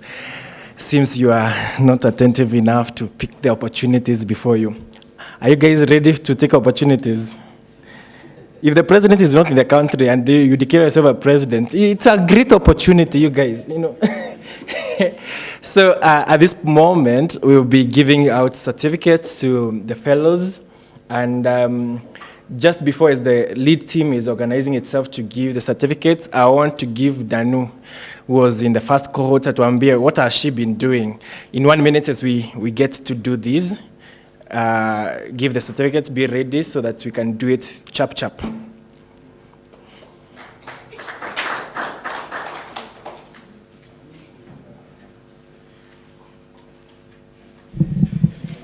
Someone please help me. Thank you so much. Good afternoon, everyone. As you have heard, my name is Gladys Ndanu. I'm grateful to be part of this team.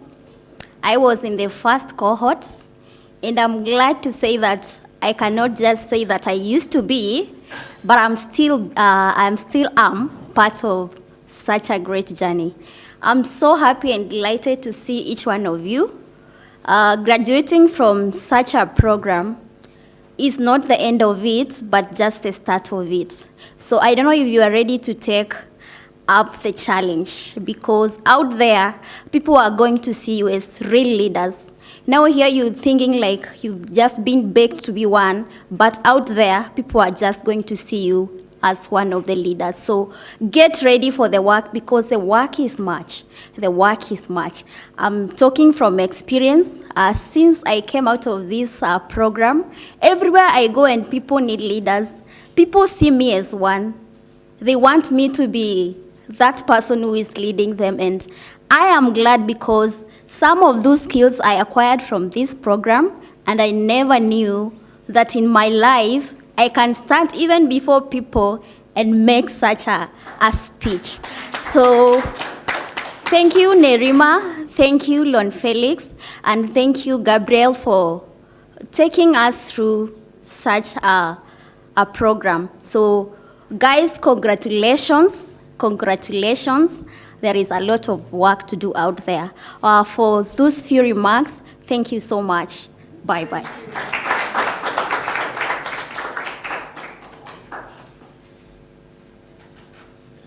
Asante sana. These are good reports. I'm happy. I think I should be in the next cohort. Don't you think? But now I think I know everything we are doing here, now that I've facilitated. So welcome, Ken. And so let's be ready to be called and get the certificate so that you can do it chap. Thank you.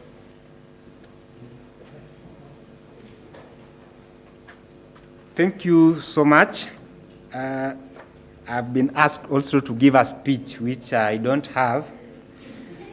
Somebody is asking, how was it for you? It wasn't nice.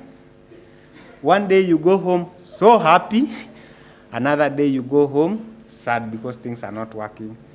But that was the best part of it. So at this point, I wanted to see some people. I kindly ask Nerima to come, and so we'll start from the other end, and we'll ask you, because of COVID, so it will just be one. So Stephen Kimani, can you come and receive your, the best camera, so that this issue of mask, let me consult it.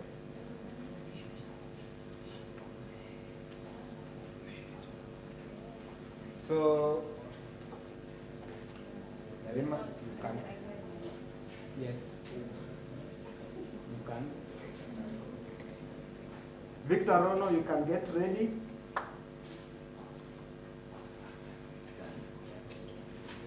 Thank you so much. Victor Rono. So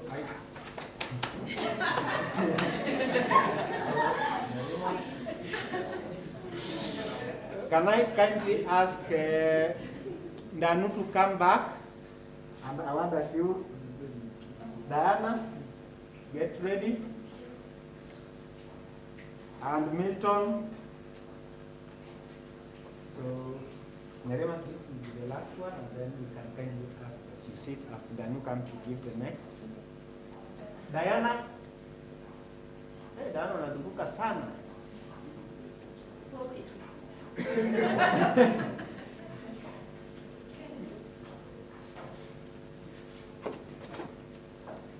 And ensure when you are coming, come with your mask. Do we? Where is Danu? Oh, she went for kindly.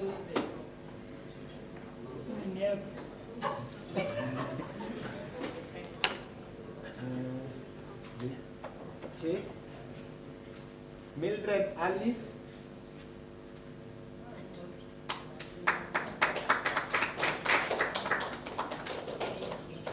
Mildred Alice. And then I would kindly ask Lon Felix.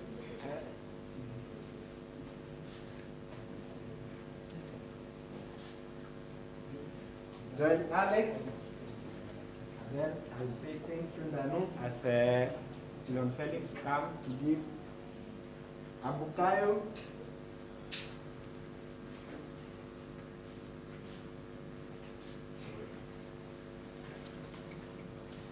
This suit is quite something, eh?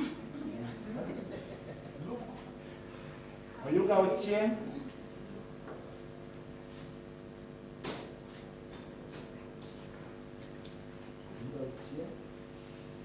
And then I would kindly ask Mike Owit, Mike to also come. Nerea.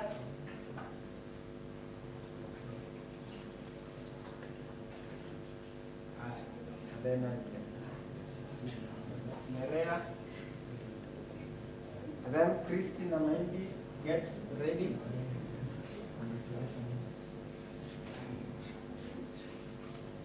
So, Mike, please.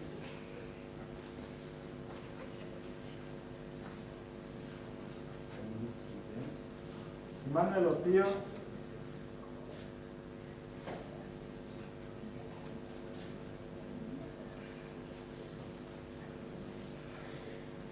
And then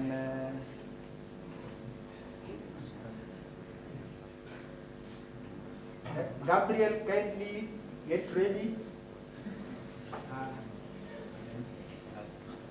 Baraza, where's Baraza? Baraza Oliver.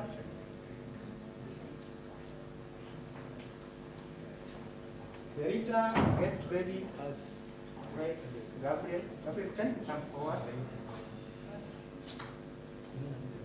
Thank you. Where's Verita?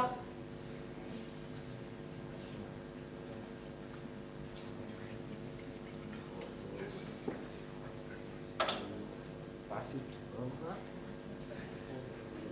Winrose Kirui. Then Sheila Bore can also come close.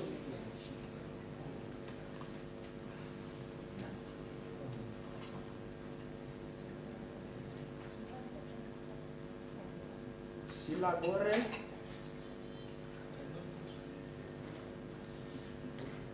And then we also have one of our partners from Tafiti Sera. Come now. Raymond. Then now we can have Raymond. Where's Raymond? Oh, so we can have Emmanuel Otieno. Yes. And then now we can have you. Collins is not with us. Faith Akinyi.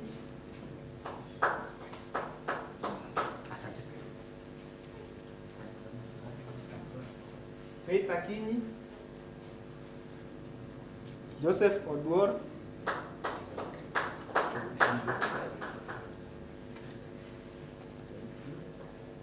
Joseph Odwor,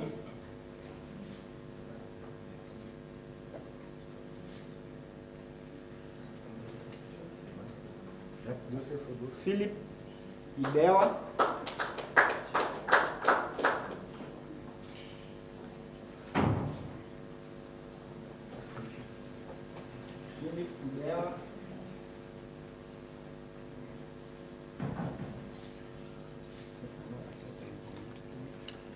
so I'll ask John Wabwire, and then I will kindly ask my colleague Waidera to also.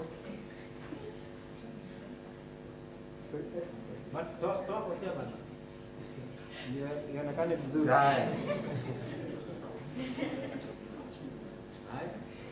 Thank you.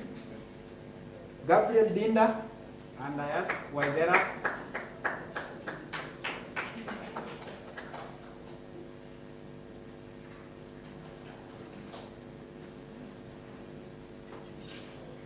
So, Waidera karibu sana. Waidera.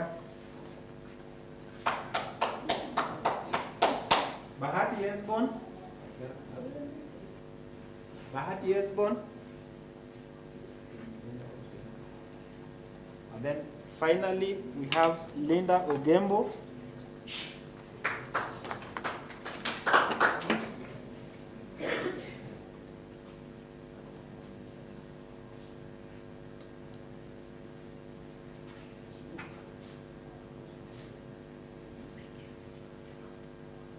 Thank you, Odera. So we have Agatha, who is not with us, Collins, Raymond, and then Susan Lavender. So I think I'm done. Muka, where's Muka?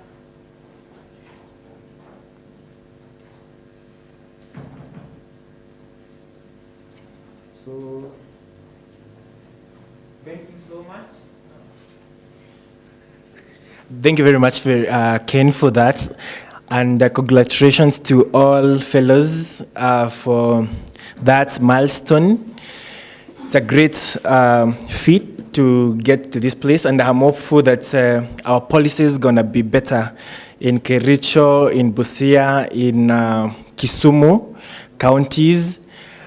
We are hoping, we have a lot of hope, and obviously from those guys from all other sides of the country, we are also hoping so much that things will improve as we go forward.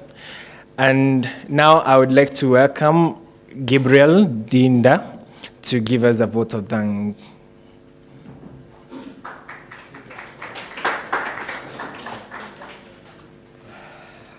Good afternoon.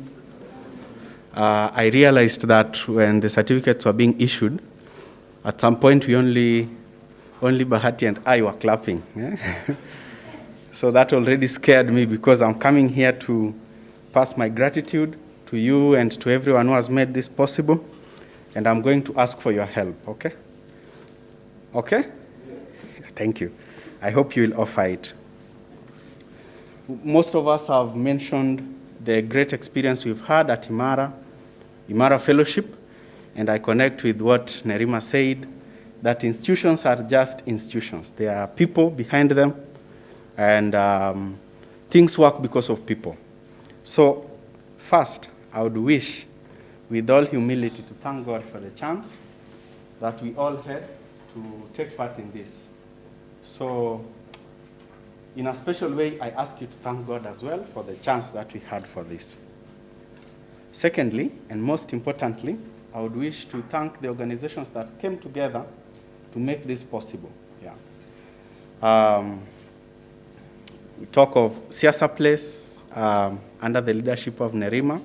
Thank you very much for coming up with this idea to give us the chance that Emmanuel expressed here.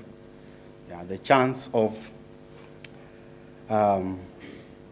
us growing in leadership. Thank you very much. Pass our gratitude to the Siasa Place team and everyone who made it possible from Siasa Place. Then Mark Appeal, headed by Felix. Thank you very much. I'm privileged to have known you for quite some time. I remember the days I used to serve, I used to write for your executive team in Kenyatta University. So I would write speeches. And I remember one act that I will be a bit more personal here. I remember there was a time we remained to produce Kenyatta University Students Magazine. And Felix gave me a house to live in for some time. That is a selfless act, yeah, that I appreciate to date.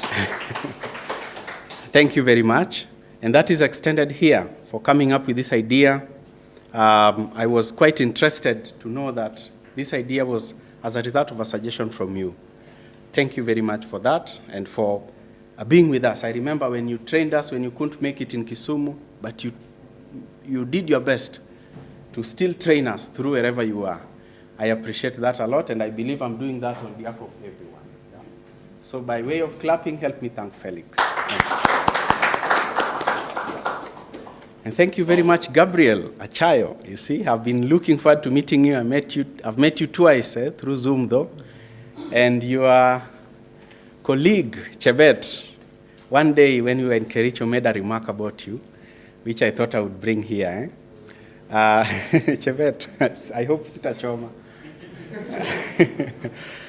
So this was the time when the lockdown had just been announced and we were trying to find our way back to the city. Earlier, I'd introduced myself to Chebet and mentioned to her that my name is Gabrielle. Then she said, these people called Gabrielle, they are very good people. Then I said, but you just knew me some times ago. Where do you get this experience? Now I'm echoing what you are saying. What makes us decide what we decide? And he was referring to you. So you are a very good man. And that is what made me look good in the eyes of Chebet. Thank you very much. For the team leaders of Siasa Place, Nerima, AYLF, and Makapil, thank you very much. I know buildings shine. You see like this building, it's very shiny, and if you look at it, it's very good. But there is a part of the building that is always not seen, but it is probably the most important. That is the foundation of the building. So I know these teams, the heads are here, but they are foundations. See, most of us know Edith, most of us know Marwa, most of us know Ken, and we've interacted with them in all the things that we've been doing. So in a special way, I would ask you to help me thank the teams that worked tirelessly. Some of them we may not know, the county leads, champions. Thank you very much.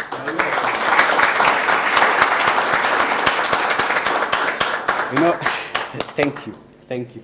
I was sharing this with my friend Kiprop, who was my roommate in campus, and he told me that I have a special way I want to thank the teams that put together Imara, and he wanted to do it in his mother tongue. So, Kiprop, I can't deny you.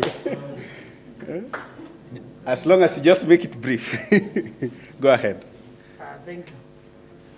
First of all, I want to say that I used to be shy, but now I'm not shy. Number two, I had a written speech, but because my formers walikuja bila kusoma, I had to adopt that.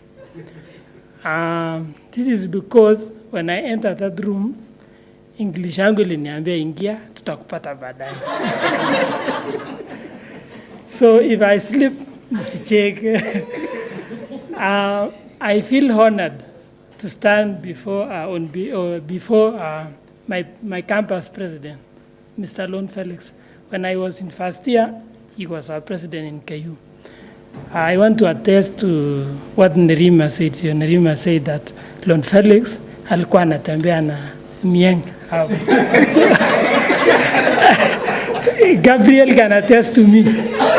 In campus, Lon Felix used to move around with a very beautiful lady there.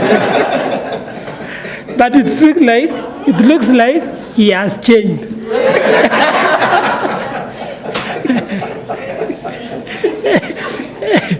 Maybe it's because of the age.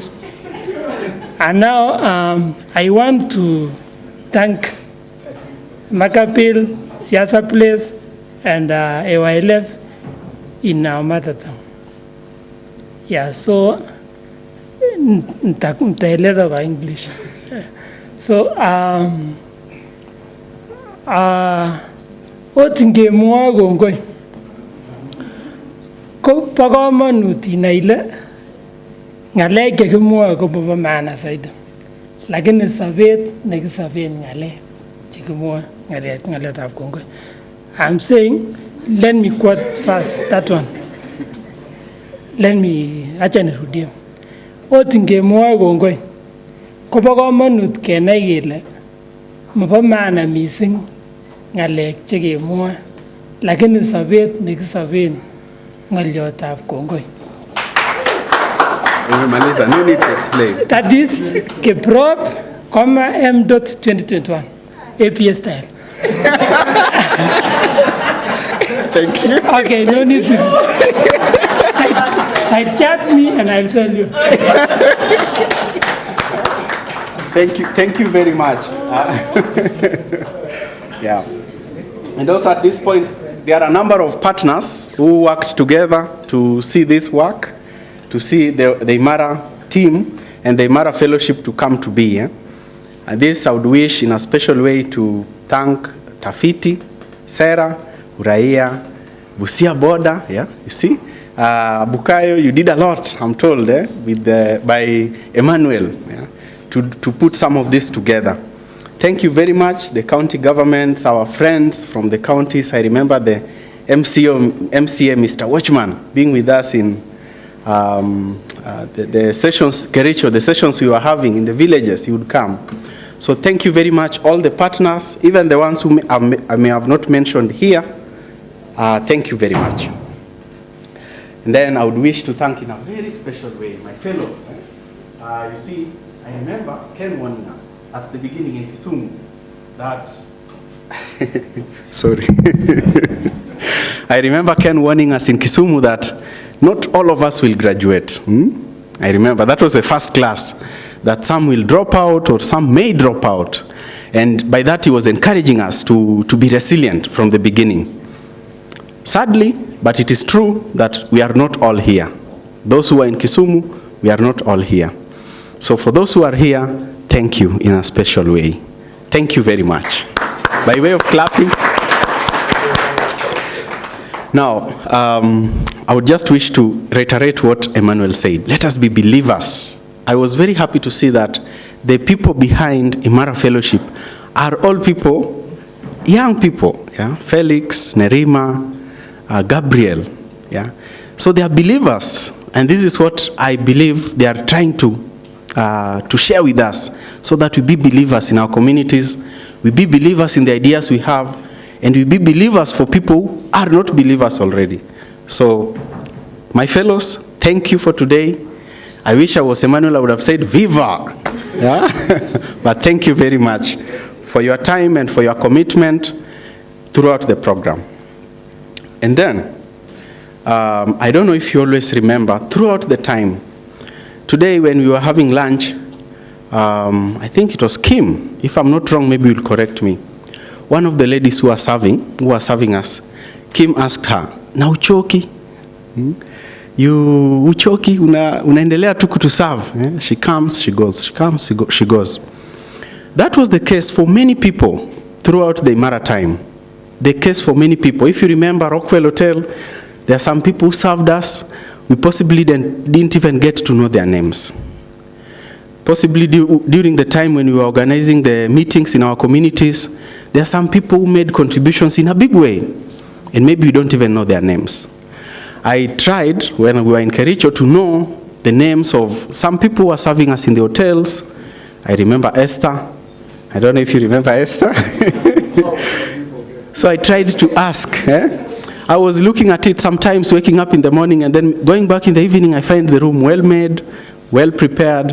I wonder who did it. I don't even know their names, but I long to say thank you to them. So throughout this time, there have been service providers, some people who have driven us across villages. There have been some volunteers who have gone before us. Tina was mentioning a case where they had organized for a community engagement, and then someone was putting it in place. You see, someone who goes before us. So as when we go, we just find people there. We find Kiprop used to run around for us in Kericho. Thank you. All the service providers, some of whom we don't even know. Thank you. By thank you, I hope God in a special way will bless them and will grow them, strengthen them. So, all in all, for the partners, the people who brought it together, the fellows, and the service providers, and any other person who made a contribution in one way or another, just an assurance that what we did here could be likened to a forest, where you have seeds, they could fit in a bowl, but then when they are spread, sooner or later with time, they grow into a forest. That is our belief, that what we did here was spreading the seeds, that after 5 years that you talked about, there will be a forest. And we are being counted on to grow the forest. So I hope we will be believers, and I hope we will not disappoint. as I conclude, I remember this. Nerima, I was just thinking when you are asking. Sorry. I have to be here. I remember. I think this can make such a good title of a novel. Who ate my vegetables? Consider it. Thank you.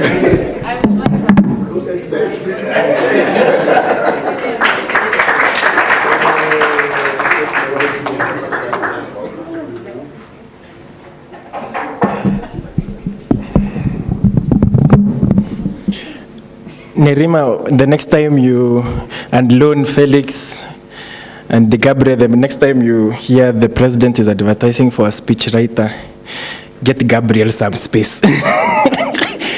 He's getting to know how to use words well, so we really require such energies around such spaces.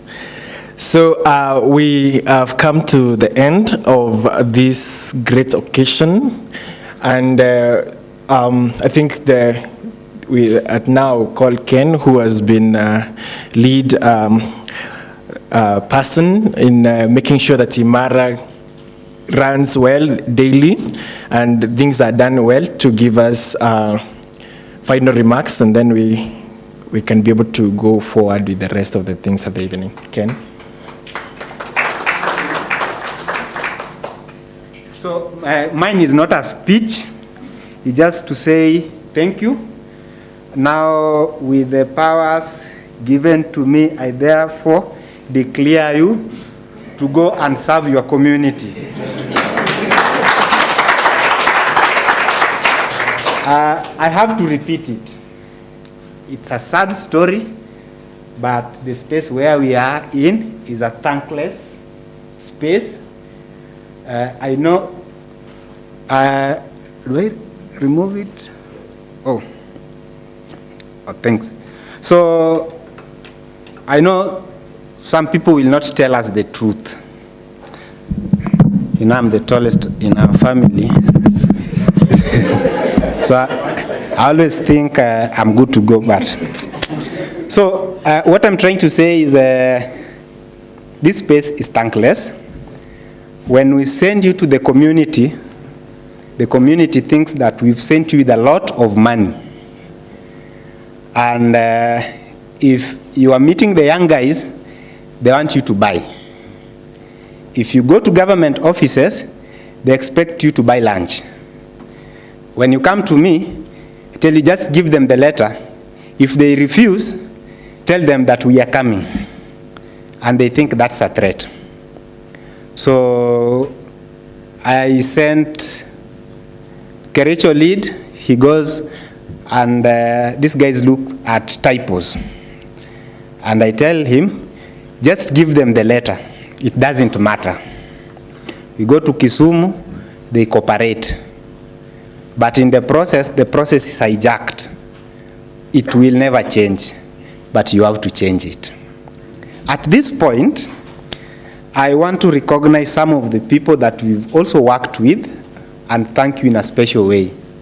I would start with the fellows. Makofi moja yenyu. Ai, si soko. Able to organize. Moja. The second team I would also like to appreciate. We have them and probably our leads, we introduce them in the morning. We have people we call champions. The idea was very simple. The fellows will identify the issues, but we have people who will consistently follow those issues. We have Steve Wanda, unaweza simama ukawave. So is the champion from Kisumu. So if you hear the issues of petition that is never ending in Kisumu, is the guy. And they are working closely with a fellow, Faith. You need to appreciate them. Let's not be mean. We have, from Busia, we have Fred. Fred just... And Fred was working with Tina. Thank you. In Kericho, we had Brian Keter. And Keter was working with Sheila. So, Sheila simama tu kwanza, hebu mpigie makofi. Aya, asanteni sana. These guys, we are safe because these guys can continue following up on the issues we identified. At least we are sure because they come from the same counties and they are already doing it. So we are safe in their hands. Don't forget and don't relent. You're working for your community. You can bill us and we will forward it to government or we will forward it to God because we cannot pay. Thank you so much. Let me also take the opportunity to appreciate Ford Foundation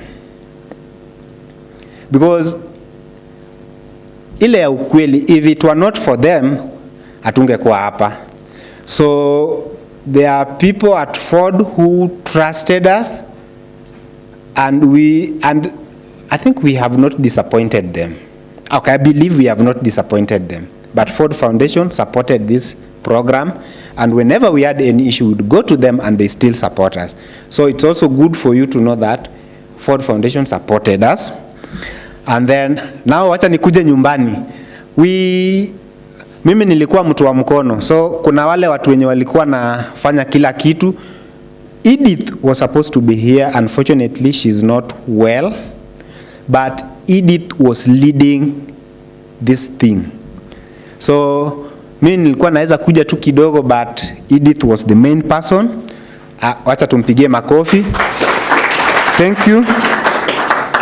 We have Muka. Muka. Tumpigie makofi. Miriam. Ukiona hiyo branding hii kila kitu ni yeye. Tuko na Gray. Chama simama bana.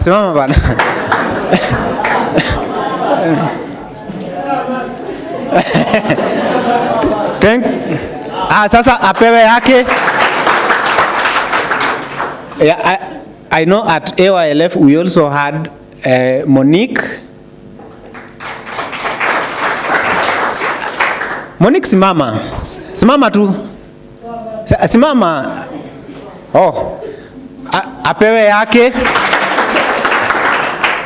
And then Waidera is here with us. So finally out tutawapatia tu moja kwa sababu there's Chebet. Chebet, thanks. Then now I have the final team. Hii reserved. Hii mbele. Okay, by the way, ni ukweli, the way you see them seated, these guys are amazing. Sisi tunakujanga tunakwama alafu tunawarushia. And then they always find a solution. So for us to deliver, it's because of their dedication. Hebu tuwapatie makofi. Ni watatu, so kila mmoja atapewa yake. Ya kwanza ya Gabriel, ya Nerima, alafu ya Lon, alafu mimi nitasema nikimaliza kwamba asanteni sana, Mungu wabariki, tupatane huko mbele. Kiwanja bado iko na nafasi na tujamaliza. So go serve your world, serve the country, but serve your ward. Thank you so much. Mungu wabariki.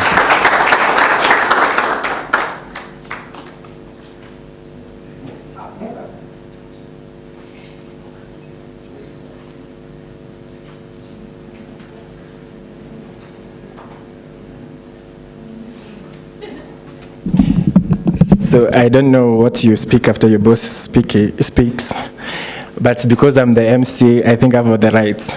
So yeah, personally, I would like to say thank you. You've been great audience. I don't know if I was a great MC.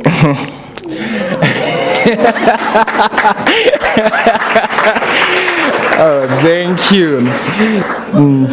So, and for that applause, I think I will offer you a cup of tea. So we have a cup of tea. You can have one as you leave, and as you have a conversation with the people here. And now, because you have come to the close, I'll ask one of our guests to pray for us.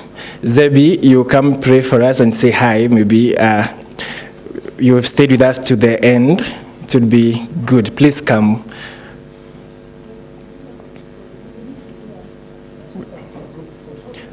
Yeah, and then we will be having some photo sessions with everybody here. So after this, after the prayer, we will just first of all take the photos and then proceed to the tea. Yeah, please.